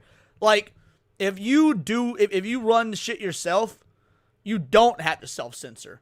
And that's the beauty of it. And like, so I get that people made the arguments like, yeah, but YouTube has XYZ rules. Yeah, they do. But YouTube's really not that bad about, I'm gonna be real. YouTube's not that bad in terms of censorship and whatnot. Even when YouTube was at its worst, I think it's gotten better, but even when it was at its worst, it still wasn't as bad as like Facebook, X, and then you still make the choice whether or not to self-censor when you're on YouTube. You still make the choice. I actively choose not to self-censor. Now, will that make this all blow up in my face one day? Entirely possible. Entirely possible. But I actively choose not to. I think for the longest time, Tectone chose not to. A lot of folks jumping in the middle here, Divina, so maybe wait for some context. Oh, fair enough. Yeah, but the point is, I get what you're saying, that jobs, most jobs you have to self-censor to some degree. But that's the brilliant part of working for yourself, is that you don't have to. You can make the choice to do so, but you don't necessarily have to in the same capacity you would if you were working for someone else. Like back since like 2012, 2011, maybe 2013, one of those years. It's so different now. It is. It's so different. Like, people will drop you like that because loyalty doesn't exist in this space. Oh, you're a slight inconvenience to my content or my brand. Drop you like a fucking dime immediately. It is pathetic. These people are so fucking weak. It's like, bro, if I was a streamer right now, and I'm going to make a whole video on this, by the way. I'm going to make a whole video on the journey of being a viewer to a... Well, Divine, the reason he's not giving details, I'm 90% sure, I could be wrong, but I'm 90% sure what he's talking about is the allegations and investigation about the accused rape. He was accused of rape. There's currently an ongoing investigation about it. And so far, everything seems like bullshit. Everything seems like bullshit in terms of the accusation. But the reason he's not giving details is because this isn't just like a YouTube or Twitch thing. There is an actual investigation ongoing. And so I'm assuming his lawyer has instructed him to be very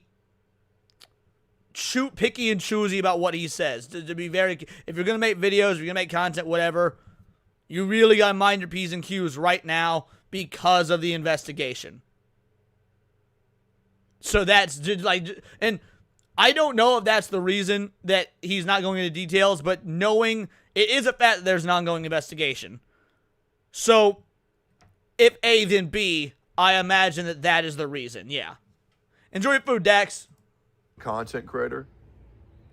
Man, if I was a CC right now, I wouldn't want to talk to anybody. Straight up, I would not talk to anybody. These people are so fucking fake. It's unfucking believable. And that's my problem, is that I've become so disgusted with other content creators. I've become so disgusted with the culture on Twitter, with this whole town, that I don't even want to partake in this shit. when I get back, and I will be back. Not for a while. I 100% agree, Jin Tamaxi. I 100% appreciate you agree. guys sticking around with me. The group I'm going to be chilling with, the content that I make, the way that I carry myself is going to be way different. I am a bitter man. And you want to know why I'm so bitter? Because the more you get informed in this world, the more you realize how disgusting this world is. I want everybody to know I'm not taking this break so I can be happy again. Absolutely not. I mean, I'm doing this because I want to enjoy my life. I'm very happy when I hang out with my dog, my cats, my beautiful ass girlfriend, which one day I plan on making my wife, absolutely. But man, I see all these people now who are living in this augmented version of reality, and I feel pity for them. I feel sorrow for them because I know everything that they're living. Fuck that. Dude, I don't feel sorry for any of these motherfuckers. I don't feel sorry for any of these motherfuckers, dude. For real. It's like imagine looking at like Alyssa Mercante or Taylor Lorenz or whatever and be like, I feel sorry for you. No, not at all, man. Not at all. You brought this on yourself. I'm fucking laughing about it, bro. You brought every bit of this on yourself. 100% I'm laughing my ass off. I ain't gonna feel sorry for a damn thing. I don't give a fuck what sort of messed up reality you live in, or I'm into reality, or whatever you call it. Like, bro, actions got consequences. When you bring this shit on yourself, that shit's funny. Funny, bro. Because you could just not make those choices. You could just not been a slimy, smarmy piece of shit. But you chose to be, and that shit gives me life. Shit gives me life. Can disappear like that. It's so fucking fake. It's insane. The sad realization is there's so little good people on this earth. It's surprising. I vehemently disagree with that. I think that most people are good people. They're just flawed people. There's different. Yeah, there's a difference. I do not. I think that most people on earth are good people. There's flawed people, right? Or at least most people, I'd say, in Western society. That doesn't mean they're not retarded. There's a lot of retarded people on this earth. But like, if you start sinking into this mentality that most people are evil, most people are bad, whatnot, I don't know. That seems way too destructive and also untrue. Also untrue. Like, people are looking out for their own self-interest for sure. That doesn't inherently make them bad or inherently make the world evil. Now, I think that's a weak-ass mindset. There's a lot of okay people that will make you think that they're great people. But I've said this once, and I'll say this before. Your friends in elementary school are gone in middle school. Your friends in middle school are gone in high school. Your friends in high school are gone in college. Your friends in college are gone once you get a job. Your friends in your job are gone once you leave that job. True friends are so rare. It's insane. And the worst thing is, the biggest mistake I've ever made in my life was that I was too loyal. Guys, you know, if you've watched my content for any amount of time, I have every single person's back who I hold dear, no matter what, without even them having to ask. I would agree with that 100%, Dempsey. I don't know how many videos of mine you've had to watch to know this, but you know if you've watched more than 3 videos that if one of my friends comes in heat, I'm there for them no matter what. No matter what. And those same people will not have my back. Well, some of them will. Very rare. Very, very, very rare. Very rare. But you guys know the guys who do have my back. And by the way, to you content creators who've been speaking kindly about me, I don't want to mention you specifically by name, but just know I saw the clips. I appreciate you guys so much, and thank you for at least having having my back online. It's very rare these days. It is very rare.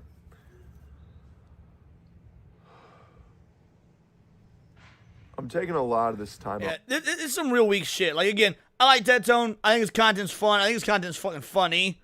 And anyone anyone that's like risked their entire Twitch platform and whatnot just to fucking call Frogan fat, shit like that, hilarious as all.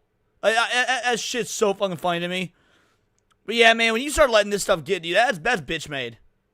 That's bitch made. Like, now, in terms of the accusation stuff, that's a little bit different. Like, being accused of rape is straight up life-changing. Like, that could ruin somebody, not just that could ruin the entire rest of their life. And so it's very easy to fall into this mindset. So I can't really, like, I can't in good conscience, like, call the dude a bitch for that, because that's some rough shit. We've seen people's lives completely destroyed over accusations like that. But even so, it's bitch made to put this on the internet. It is. It's bitch made to put this on the internet. If I'm ever going through some shit or whatnot, you ain't gonna hear a goddamn thing from me. You ain't gonna hear a goddamn thing. I'm still gonna make videos fucking laughing at losers and trannies and troons and shit. And you ain't gonna hear a goddamn thing, because these motherfuckers wish for your downfall. And when you give them ammo, like Tectone giving the ops ammo right now, bro. You give them that, and they will take it. They will run with it. They will eat you alive. This right here, this is the worst video he could have fucking made. If he was making a goodbye video, shit should have been upbeat, should have been positive, should have been like, fuck y'all, I got better shit to do. This is weak. Off to really get my head straight and really just try to remember, why am I doing this? What's the goal? What do I want to be? Where do I want to go? What do I want to show you guys? I'm trying to enjoy my life as a human, and I really think I am. I'm actually playing video games and I'm having fun with them. That's very rare, right? I'm playing Fallout. Serrano's 4. might make a I'm having point. a fucking blast. I'm almost done with the Brotherhood of Steel, and Preston go. You don't understand what he's doing. This is a small prop up. Dude is in a lawsuit that's in the works and needs to showcase emotional damage. Oh. I didn't know he was in a lawsuit. Really? See, is he in a lawsuit though, Hypno? Because there's a difference between being under investigation in terms of like for criminal charges and being in a lawsuit. Because if this is all like staged and planned, then that's pretty that's pretty smart. I still think it's bitch made to put this out there. But if that's what you got, if you gotta look bitch made to win a lawsuit, I mean, he's 100% going to be suing people who lied about him. Yeah, Denim is the target. I mean, that's playing that long game. That's playing that long game. He keeps saying people, you'll understand. See, when you say you'll understand in a few months, my assumption was and still is that there's already a date set for this sort of stuff. Right? Because you got lawyers, you got depositions. I don't know how many of y'all have been doing deposition for. That shit fucking sucks. Shit sucks. Yeah, but Ethan played. Yeah, I agree with you. Ethan played the long game, but Ethan's not facing anything criminal, and that's the difference here. It's my understanding. I could be wrong, but it's my understanding he is facing something that's criminal. But yeah, you may be right. To be fair, you may be right. I don't know. I mean, I don't know that you need an 18-minute video, but I do get, like, you don't want to make a happy, positive, fuck this, I'm better than you sort of video if that's your goal. But yeah, no, without getting too much into it, when I went through what I had to in terms of the courts and whatnot, I just kept my head down. I didn't say shit, I didn't do shit, I just kept my head down. But fair enough, I mean, different. And again, my outcome was only half about what I wanted to be, so. I was someone who's so brash, so loud, so obscene on stream, who says fuck fat bitches, suddenly emo shit on camera, knowing his enemies will love every moment of it. As a 180. That's interesting. You give me something to think about. I still don't know that I buy it, but that's definitely worth thinking about. Let's keep going. Harvey says, another settlement needs your help for like the millionth time. And I'm running around with dog meat. I got the mod where I made him a golden retriever. And, you know, I like to imagine that he's Mango, I'm me. And we run around the towns and we save the settlements and we build up structures. And I'm having a lot of fun. So I'm literally attached by the hip with my girlfriend nonstop and all my kitties and my dog. And I hit a lot of new PRs on gym. Fucking sick. I'm owning in the gym right now. I think I can get 315. And if I can, I'll make sure to post about that on Twitter. But man, I miss content creation. I really do. I had one of my friends call me, talk to me, and they cried, begging me to take a break because they knew how fucked up I was. Because, guys, I'll just be dead ass, man. Like, a lot of the people who have to deal with what I'm dealing with right now, a lot of them are deeply traumatized for forever. A lot of them also kill themselves. I don't want to end up like that. I don't. I want to be okay. I want to be here, and I'll just listen, you know? But I feel good. I mean, yeah, nah, Hypno, I get what you're saying. It also could be a bit of both. Like, you say you could be being emo right now. Like I said, you saw a lot of dudes who didn't do shit wrong get wrecked during Me Too. Get absolutely destroyed during Me Too. I mean, if this shit is actually going like full on investigation, like what people are saying, then like I think what he said at one point, not very long ago, I mean, I wouldn't be surprised if he's just being emo. Now, would it be great to see him come back and sue a bunch of motherfuckers for false accusations and whatnot? Absolutely. I'm not saying he's not stressed. I'm not saying it's not fucking with him. What I'm saying is I feel like this video is very much planned. Yeah. 18 minutes of rambling. I just see most of his videos are like this, all right? Because I just watch his stream clips. Are you familiar with his video style, Hypno? Is this something normal? Because I only watch his stream clips. I do. Well, as good as I can feel. Like, okay, you know what's crazy? Maybe I can put this into words. I'm fucked up. I know I'm fucked up, but I'm okay not normal. with that, and I know I'm working through it, so I know I'm going to be okay. Does that make Gotcha. sense? Right? I know that I am deeply fucked up, but I've always been fucked up, so I'm okay with that. And I'll get through this like I always get through this. Yo, shout out 40K Empress. Thank you for the raid, girly. Truly appreciate you. How you doing, you beautiful bitch? But I think things are a lot worse than you guys know behind the scenes with some of the people. You'll that love I'm to dealing see with. it. More than you guys know, actually. More than you guys know. And, you know, I'm trying to take care of all that, hold it together.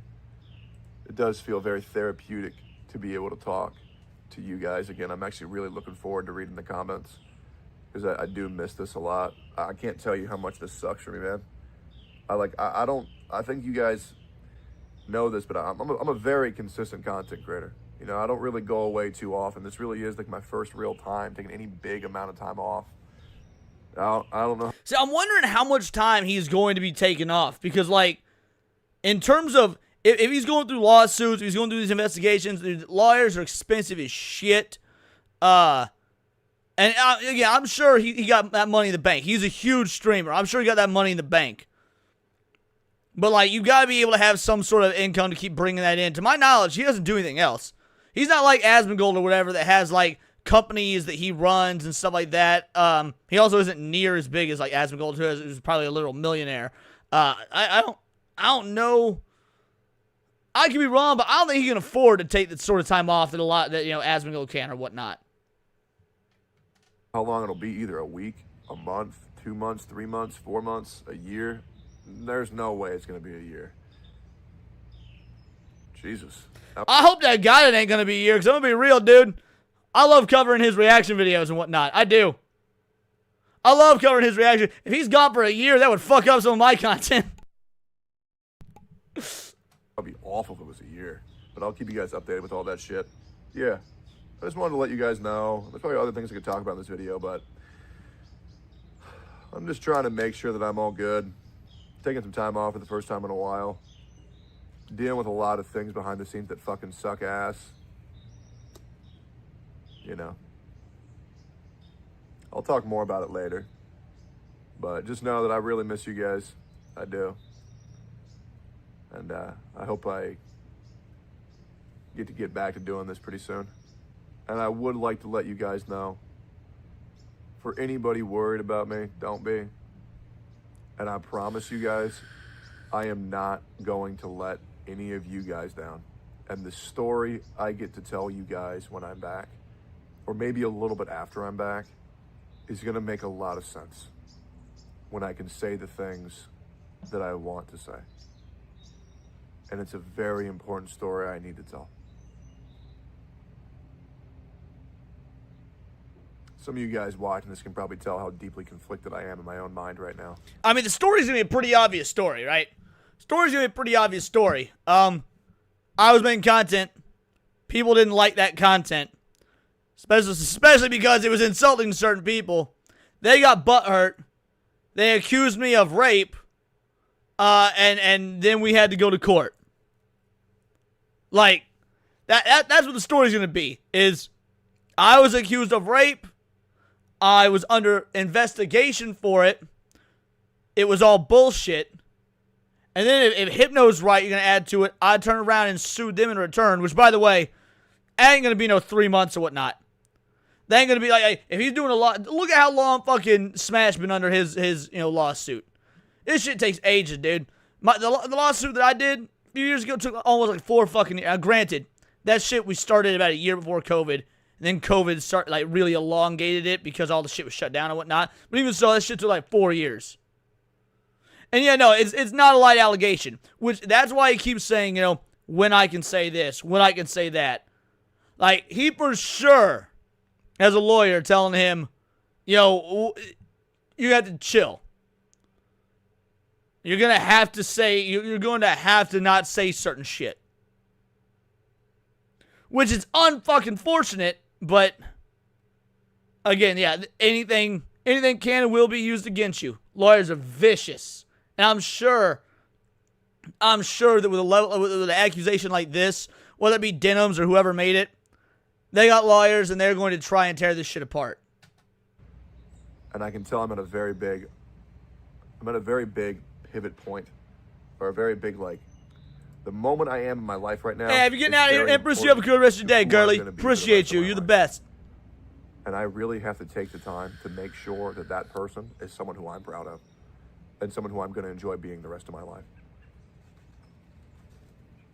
So I hope you guys understand why I'm not here right now. I look forward to being back when I am back. And to all you guys typing my name in other content creator chats, I've been sent the clips and it's very cute, and I really appreciate you guys, and I do miss you guys quite a lot. And I've said that a lot. I do. I don't like taking this time off. It fucking sucks. But it's what's best for me. And so many people have told me that I need to do this. So I'm going to do it. But it feels like I'm in fucking timeout in my fucking room right now. Jesus, these fucking birds. Holy fuck. Anyways. Hey, don't be talking shit on birds. 1,000th time, but miss you guys. Hope to get back to content creation pretty soon. Probably not going to be able to. I'll upload a couple videos every now and then on this channel, kind of in this format. A bit more structured next time I talk. And yeah. Hope you guys are doing all right. And there's one thing I can just ask for any of you guys who are still here. Just don't forget about me, okay? Bye, guys. Well, the question is going to be does the algorithm forget about you? I mean, look, that video was interesting without knowing the full details of what's going down. Again, I think I do. A lot of us think we do, especially if you've been following his content and following what's going down with him and whatnot. It is a fucked up situation to be in. It is absolutely a fucked up situation to be in. Like, again, an accusation like that can 100% destroy a dude's life. 100% destroy a dude's life. We've seen it happen time and time again. And there's no repercussions for the accuser. There's never any repercussions for the accuser. Now, when I made an 18-minute video like that, look, I do hope Hypno is right. If Hypno is all like, no, this is a planned move. And that is a good point, to be fair. I mean, we saw Ethan Klein do that shit, H3H3. We saw him take out copyright on his own video. That way he could go after people. There was all those false accusations. I'm not even an Ethan Klein fan. I don't particularly like Ethan Klein, but I do love seeing what he's doing to these other fucking homo-ass content creators. These bitch-made pussies that want to run the internet, that want to absolutely destroy other content creators and prop up the bullshit that they do. So if he's taking a page from Ethan Klein's book, shit, Knowing him, he might have even been in contact with Ethan Klein. Like, they run in adjacent circles, right? Because he's friends with Asmongold. Asmongold talks to Ethan, or at least used to talk to Ethan. So, like, I can imagine there's been some conversations there. And someone said, someone in the comments said that he was getting Ethan's lawyer. So, there might be, Hypno might 100% be onto something. But, man, that's a risky move. Putting out a video like this when you got the ops that come after you. Yeah, that being said, I do feel for the guy in terms of the accusation. I do. That was fucking insane. I was gonna say I can't imagine how fucked up it is to accuse someone of that, but then again, I know how fucked up it is to accuse someone of that. So, all in all, if he's gonna be taking time off YouTube and whatnot, that's gonna be a huge hit. It's gonna be a huge hit. So he better come back with a dub. If he takes the L, then all that was for nothing. All that's for nothing. It's all part of the same PSYOP decline. Salon, Biker, all part of the same CIA op. Circus strap. That's. I disagree with that. I don't think that Ethan Klein, Hassan Biker are part of a CIA PSYOP. No, there's way other shit. Is he actually a millionaire? I knew he was a big streamer, but I didn't know how big time he was. So I don't know if he's a millionaire or not. Yeah, no, like, I definitely think there's PSYOPs out there, Red Fringe Moon. That being said, I don't think everything is a PSYOP. I don't think the shit that we got going on with Tectone and Ethan Klein and Hassan and all that, I don't think that's a PSYOP. Small-time millionaire, but still one. I guess he maybe can afford the L then. Obviously, you don't want to take the L. But if you are going to take an L, it's nice enough to be able to afford it. But yeah. I'd like to see him come back soon, though. Because I enjoy his content. I do. I enjoy his reaction content. I'd like to see him come back soon. Bro, if him and Asmongold both leave at the same time, that would fucking suck.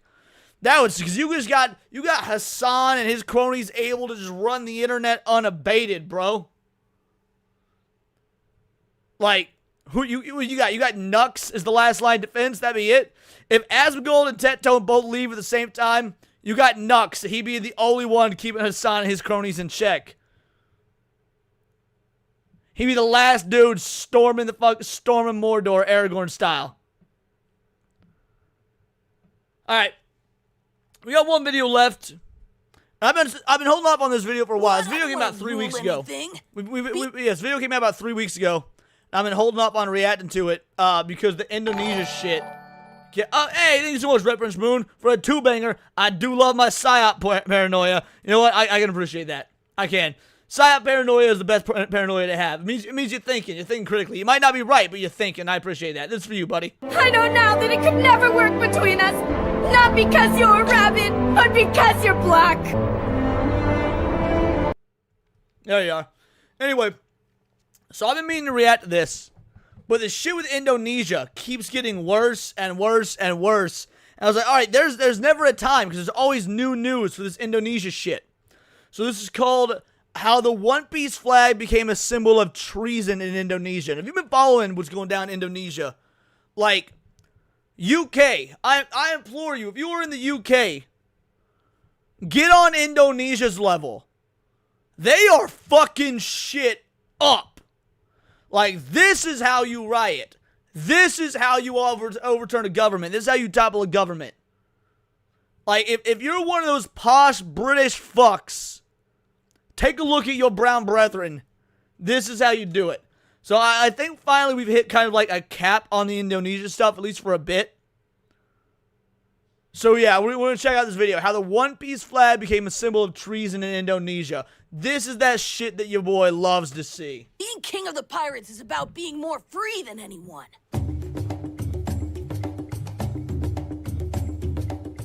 This is nuts because the One Piece flag, the Straw Hat Jolly Roger, is trending. In Indonesia, the citizens. I don't know if y'all have seen, like, watched footage of this, of the Indonesia riots and things. You can see so many goddamn One Piece Jolly Rogers, dude. Like, watch some of that footage. You will see these flags everywhere. Like, it's amazing that Oda accidentally created the ultimate symbol of toppling a government in the real world. Because, I mean, obviously that's the point of the show. But we're seeing it in the real world. You guys got a whole ass country of people that are like, fuck the government, fuck the cops, let's break out the Jolly Roger, and let's burn shit. It's fucking awesome. Of the country has started to raise the Straw Hats flag. One Piece has sparked protests before, but this might be the first time a pirate flag is being treated like a threat to national security. One Piece. A series that has become synonymous with the very idea of anime and manga. Since its debut in 1997, it has become a phenomenon, reaching practically every... And your boy been reading this shit since goddamn 99! corner of the globe in its influence, including the country of Indonesia, where it has proven to be very, very big. In fact, the highest grossing anime film of all time in Indonesia is a One Piece film, One Piece Film Red. The series... That's weak. That's weak as fuck. Film Red is not even the best goddamn One Piece film. How dare y'all let Film Red be the highest grossing when it's not even the best One Piece film? Is just very popular. I want to find a good condition. Gold cover volume 1. Only 5. God damn. Gold cover of volume 1. That would be insane. There. So popular, it's now being seen by certain people as a symbol of treason. And no, I'm not making this up. So from what I can find, a lot of this stems from the upcoming celebration for Indonesia's 80th Independence Day on August 17th. And bro, how much y'all want to bet that the UK starts taking this stance as well? I guarantee you the UK starts taking this stance as well. Like, they're gonna see that One Piece is all about or toppling a fucking overbearing government. They're gonna be like, oh, well, we have to ban this. What's our excuse for banning it? These anime characters look underage and they got big titties. A lot of OG mangas have a 1 in 5,000 version. Oh, I didn't know that. That's fucking sick. I was reading it. I never had the individual issues. I was always reading it in monthly Shonen Jump.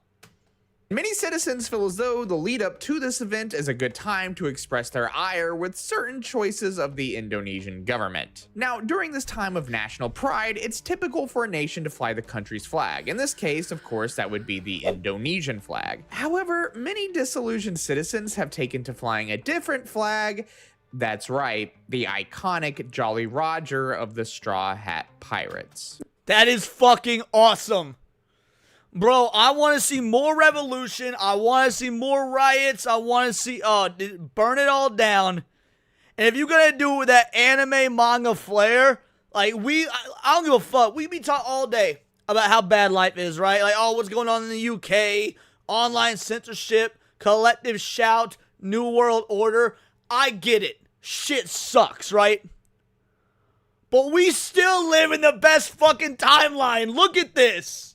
Now, on the surface, this doesn't seem like that big of a deal, right? I mean, it's One Piece, one of the single most popular Japanese properties of all time. What up, Melissa People Lord? all over the world probably have these flags, some even hanging up on their porch or something like that. Typically, it really isn't that deep. However, the sheer traction that the Straw Hat flag has gotten in Indonesia as an act of protest has kind of riled up some officials and the Indonesian government. I mean, it's gotten to the point that prominent political figures in Indonesia are being compared to straight up One Piece villains like Kaido and Big Mom. And what happened to Kaido and Big Mom?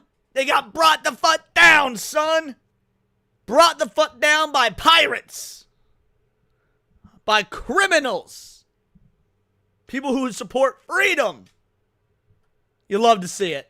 Discourse has gotten so large, it's actually prompted certain Indonesian government officials to speak on the matter directly. For example, some politicians have actually come out in favor of it, such as the— Yes! Even fucking better. Because you know these politicians also be watching One Piece. One Piece is a goddamn global phenomenon for people of all ages. These politicians be watching One Piece, their kids watching it. Bro, Tom Brady was recently interviewed, and he was wearing a One Piece shirt, which, by the way, fuck Tom Brady. Ain't no part of me believes Tom Brady has ever seen a goddamn episode of One Piece in his life. Maybe his kids, though. Serranos and Nick from Plot Strikes Back, like, and maybe he watched it with his kids. Okay, fair enough.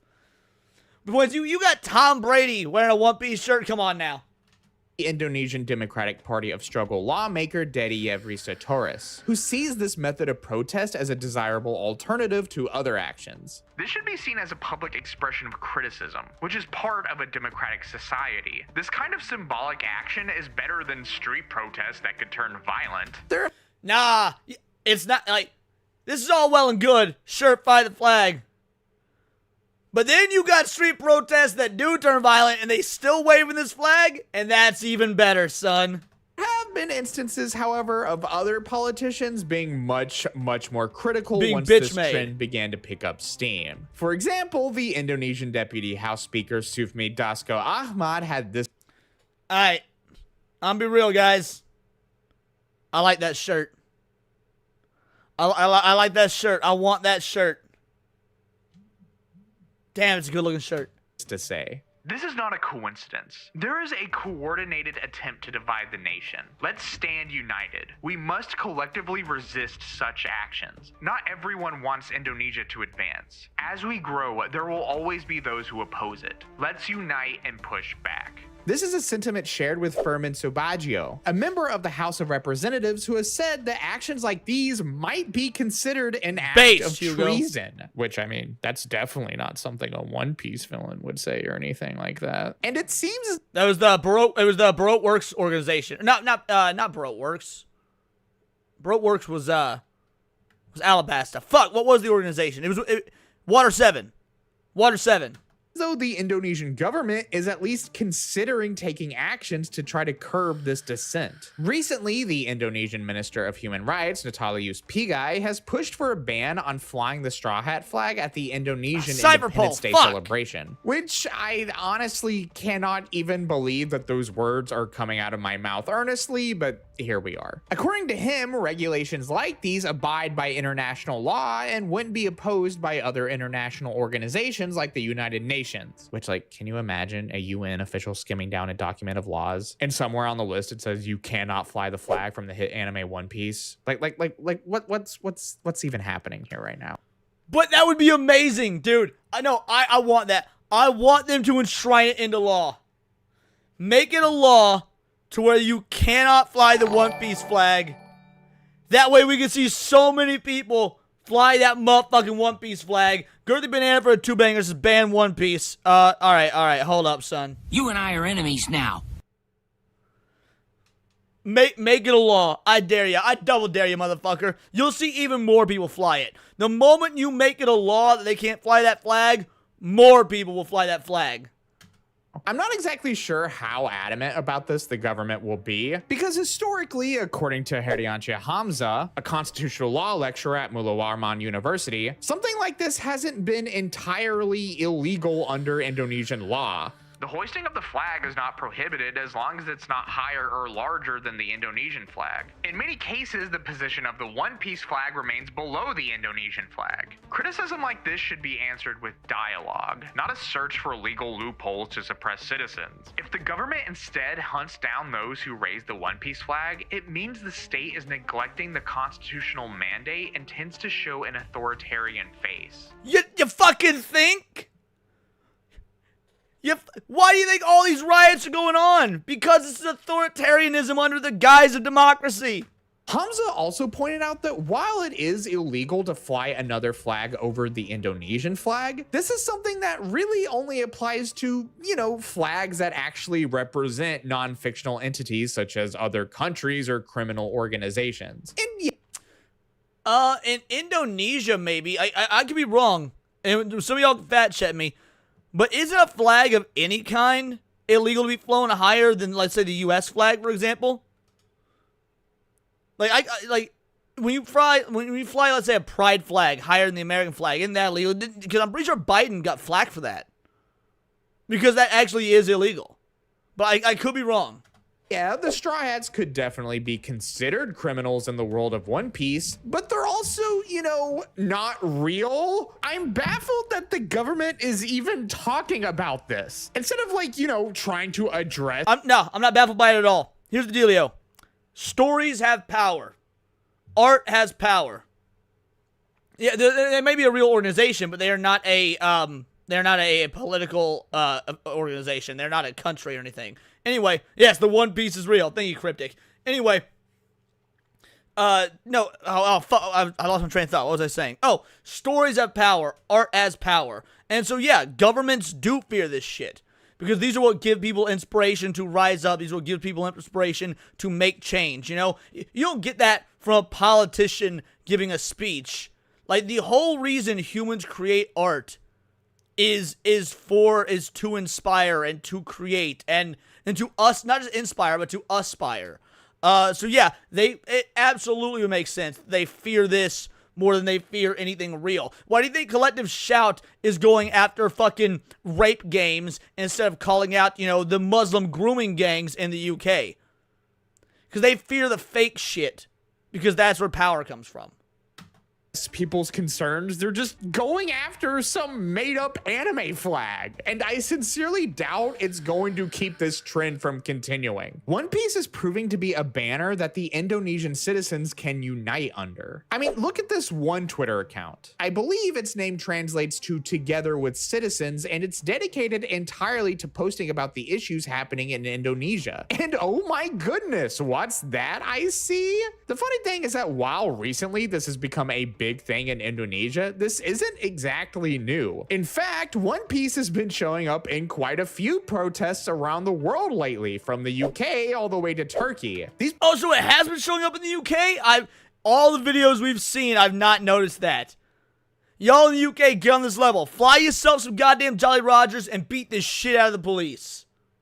Protests include the ongoing Palestinian conflict, as well as a Turkish presidential candidate being unlawfully arrested. It's all pretty insane. And they mocked him up his goddamn white beard. That's amazing.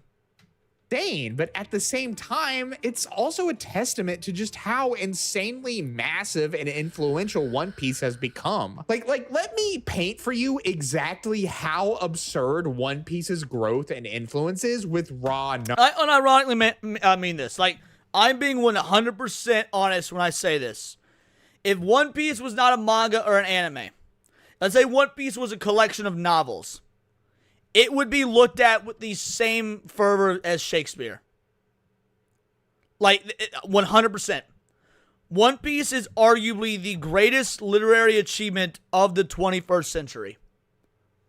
You could say, I mean, technically it started in 97, so 20th century. But One Piece is very well could be the greatest literary achievement of the 21st century. And if it was not something that was... Granted, manga, anime, they're popular, mainstream, but they're not taken seriously as works of literature. So, if One Piece were novels or something instead, 100% would be looked at as a era-defining masterpiece work of literary art. Superman. Everyone knows Superman, right? Probably one of the most recognizable characters in all of fiction. Since his debut in 1938, nearly 90 years ago, his comics have sold a collective 600 million copies worldwide. And that's counting everything within his nearly 90-year history, which involves many, many different artists, editors, and writers all contributing to this one character. Now look at One Piece. One Piece debuted in 1997, nearly 30 years ago. Like a third of the time Superman has been around as a concept. Yet One Piece has almost caught up to it in terms of comics sold, with over 550 million units.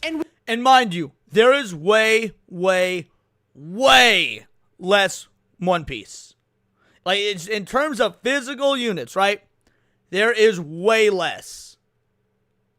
Straw Hat Pirate outbeat the Man of Steel. Well, it hasn't beat it, but it's getting damn close. Within its lifetime, it's almost basically guaranteed to become the best-selling comic book ever made. And the majority of it is from one guy's brain. I mean, sure, he has a team that he works with and editors and stuff, but for the most part, it's him and his vision. A vision that has made Oda the most successful Japanese author of all time and has entered him into the top 10 most successful fiction authors just ever. Bro, being right under J.K. Rowling is insane. Like, again, J.K. Rowling is a name that was also going to go down in the zeitgeist. Even without all the trans shit, J.K. Rowling would have gone down in the zeitgeist. Like, Oda is, frankly, Oda is far better a writer, in my opinion. A far better writer than J.K. Rowling. Not J.K. Rowling. She's a great writer. I love her tweets, but you know.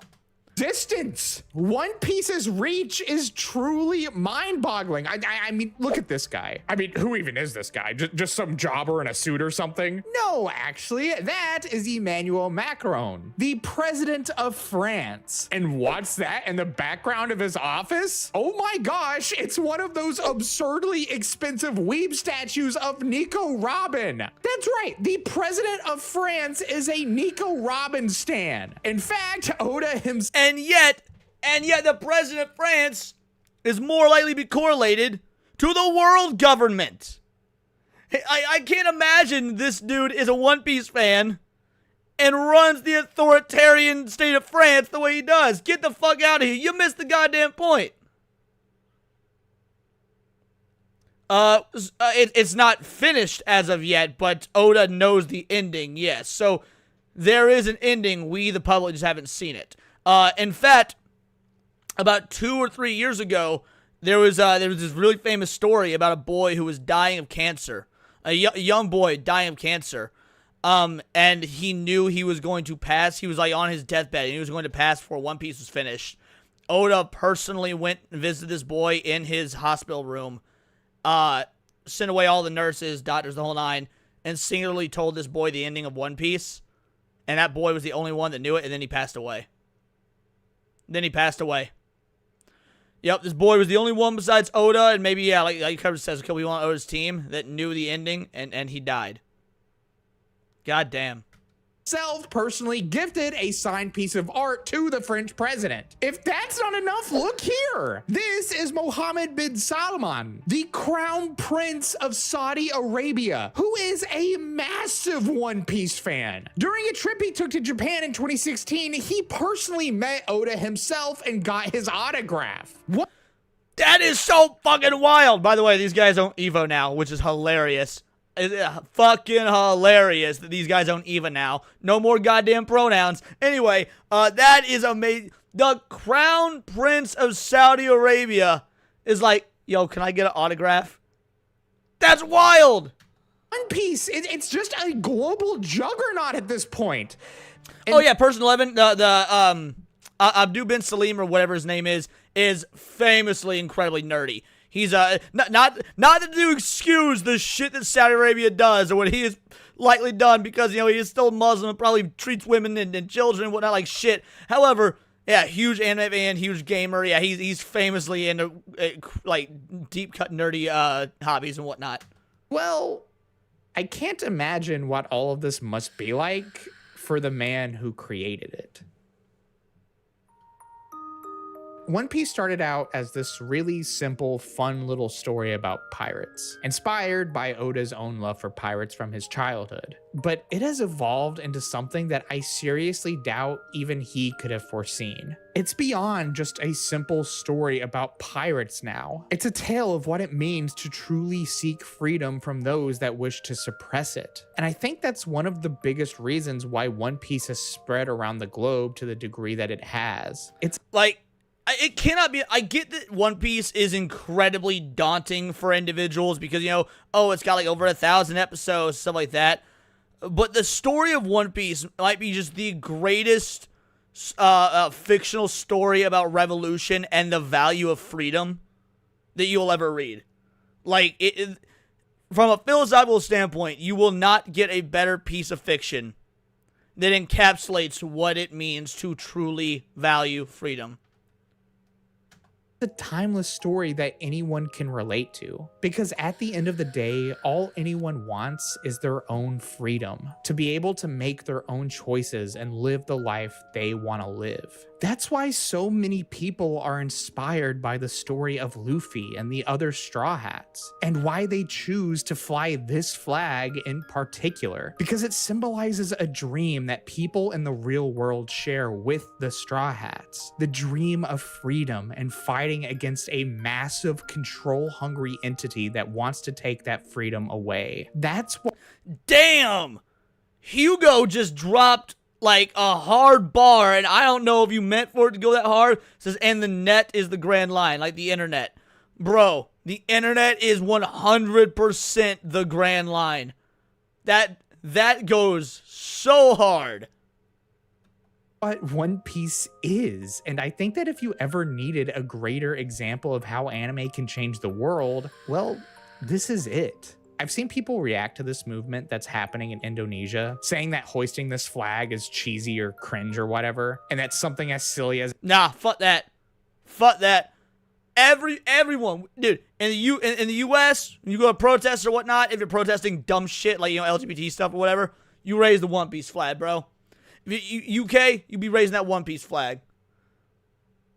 Anything you go to that's a fuck the government movement, raise this goddamn flag. This is awesome.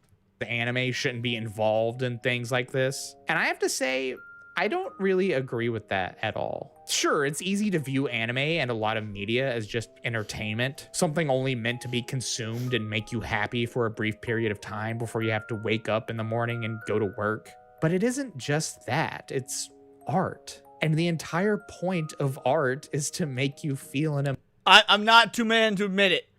This scene makes me cry. This still right here. For those of you that haven't seen it or whatnot, I'm not gonna spoil anything. But like when I first saw it, it made me cry. And then when my roommate started getting into One Piece, right? My roommate started getting into One Piece. We get to this scene, and he looks over. He's like, "Are you crying?" And I looked up at him, and he was tearing up as well. He'd been making fucking fun of me for being like, "Oh, there's moments this anime is gonna get you. It's gonna make you cry." He's like, "Dude, it's a fucking anime. Ain't nothing gonna goddamn make me cry." And then we get to this scene, and I look up, and he tried to call me out, but I looked at his nah. Cookies was fucking tearing up at this moment. Emotion. Happy, sad, angry, hopeful, nostalgic. Art is meant to move you. I mean, I've said this before on this channel, but an anime is what inspired me to get my first job. It's more than just entertainment. It can change who we are as people. And that's what makes One Piece truly special. Not just how it makes us laugh when the Straw Hats do something silly or makes us roar with hype when Luffy punches one of the bad guys. There's just something so primordial about this story. About this one kid taking on the entire world that connects every single one of us together. And doing it just because of his love of freedom, his desire for, like, yeah, Luffy wants to be the Pirate King. Yes, obviously there's this underworld story, but no, it's all about, this entire manga / anime is basically, there is no greater virtue or value than to be free. It's goddamn beautiful. So yeah, I love this. I think this is awesome. I'm probably gonna clip this segment into a video. Fuck it. It'll be tomorrow's video, or maybe, yeah. You'll love to see it. You do. You'll love to see it. I want to see One Piece flags. I want to see Luffy's Jolly Roger at every goddamn protest. In times of Minecraft, this and PDF Newspeak One Piece and PDF that Newspeak One Piece terms will become modern code. Damn. Again, facts. All right. I think we're going to wrap it here. Everybody make sure to hit that subscribe button. 100% hit that subscribe button. Thank you so much. Let's figure out who we're rating. That video was a banger. Let me link that in the chat for you guys real quick, because that's 100% needs love. Let's see. 200K views in 3 weeks. Not bad, man. Not bad. All right, let's link this in the chat. Red Prince Moon with that 2-banger. First rule of gatekeeping. Watch One Piece and sub. So, I do watch One Piece and sub. I watch One Piece and sub because the dub is so far behind. But I like both. I think One Piece has a good sub and a good dub. But yeah, I do watch sub personally. Alrighty. Do I have... No, I don't have any One Piece clips, unfortunately. So instead, Red Prince Moon, I'll give you this clip. I'm loving the game. The game would absolutely get a pretty high score from me. How many bananas? A solid 8.5 incher for sure. No. Bingo, bango, bongo. There it is. Thank you all so much. Let's go ahead and see who we rating. 1 sec. Who's live right now? Who's live? Auto dubbing is now enabled on your channel. Huh. Cool. Don't give a fuck. Alrighty. Let's see. Who is live right now? Jay Viper is live. Alright, maybe Jay. Let's see. Flux, Jay. No. We're gonna rate Abomination AJ. He needs it way more than Jay does. I love Jay. Jay's a good dude. We rated Jay last week. We're gonna rate Abomination AJ. AJ is one of the most underrated, happy, awesome, positive channels on X. So we're gonna rate him right now. And then I will see y'all tomorrow for Neon Leon. Beyond that, I'll be on the Dooley show tonight. Check out my video that dropped yesterday. I didn't do a video today because yesterday's video started popping off, and I just want to see that grow in the algorithm. So if you've not seen my video from yesterday about the manga ban being overturned in Florida, check that out. Again, more freedom, more fucking freedom. Yeah, stick around, hop in AJ's chat, and tell him Vital Idol Raid. Show my boy some love, and until next time, it's all here in the Nerdosphere, and this has been Words of Paradise.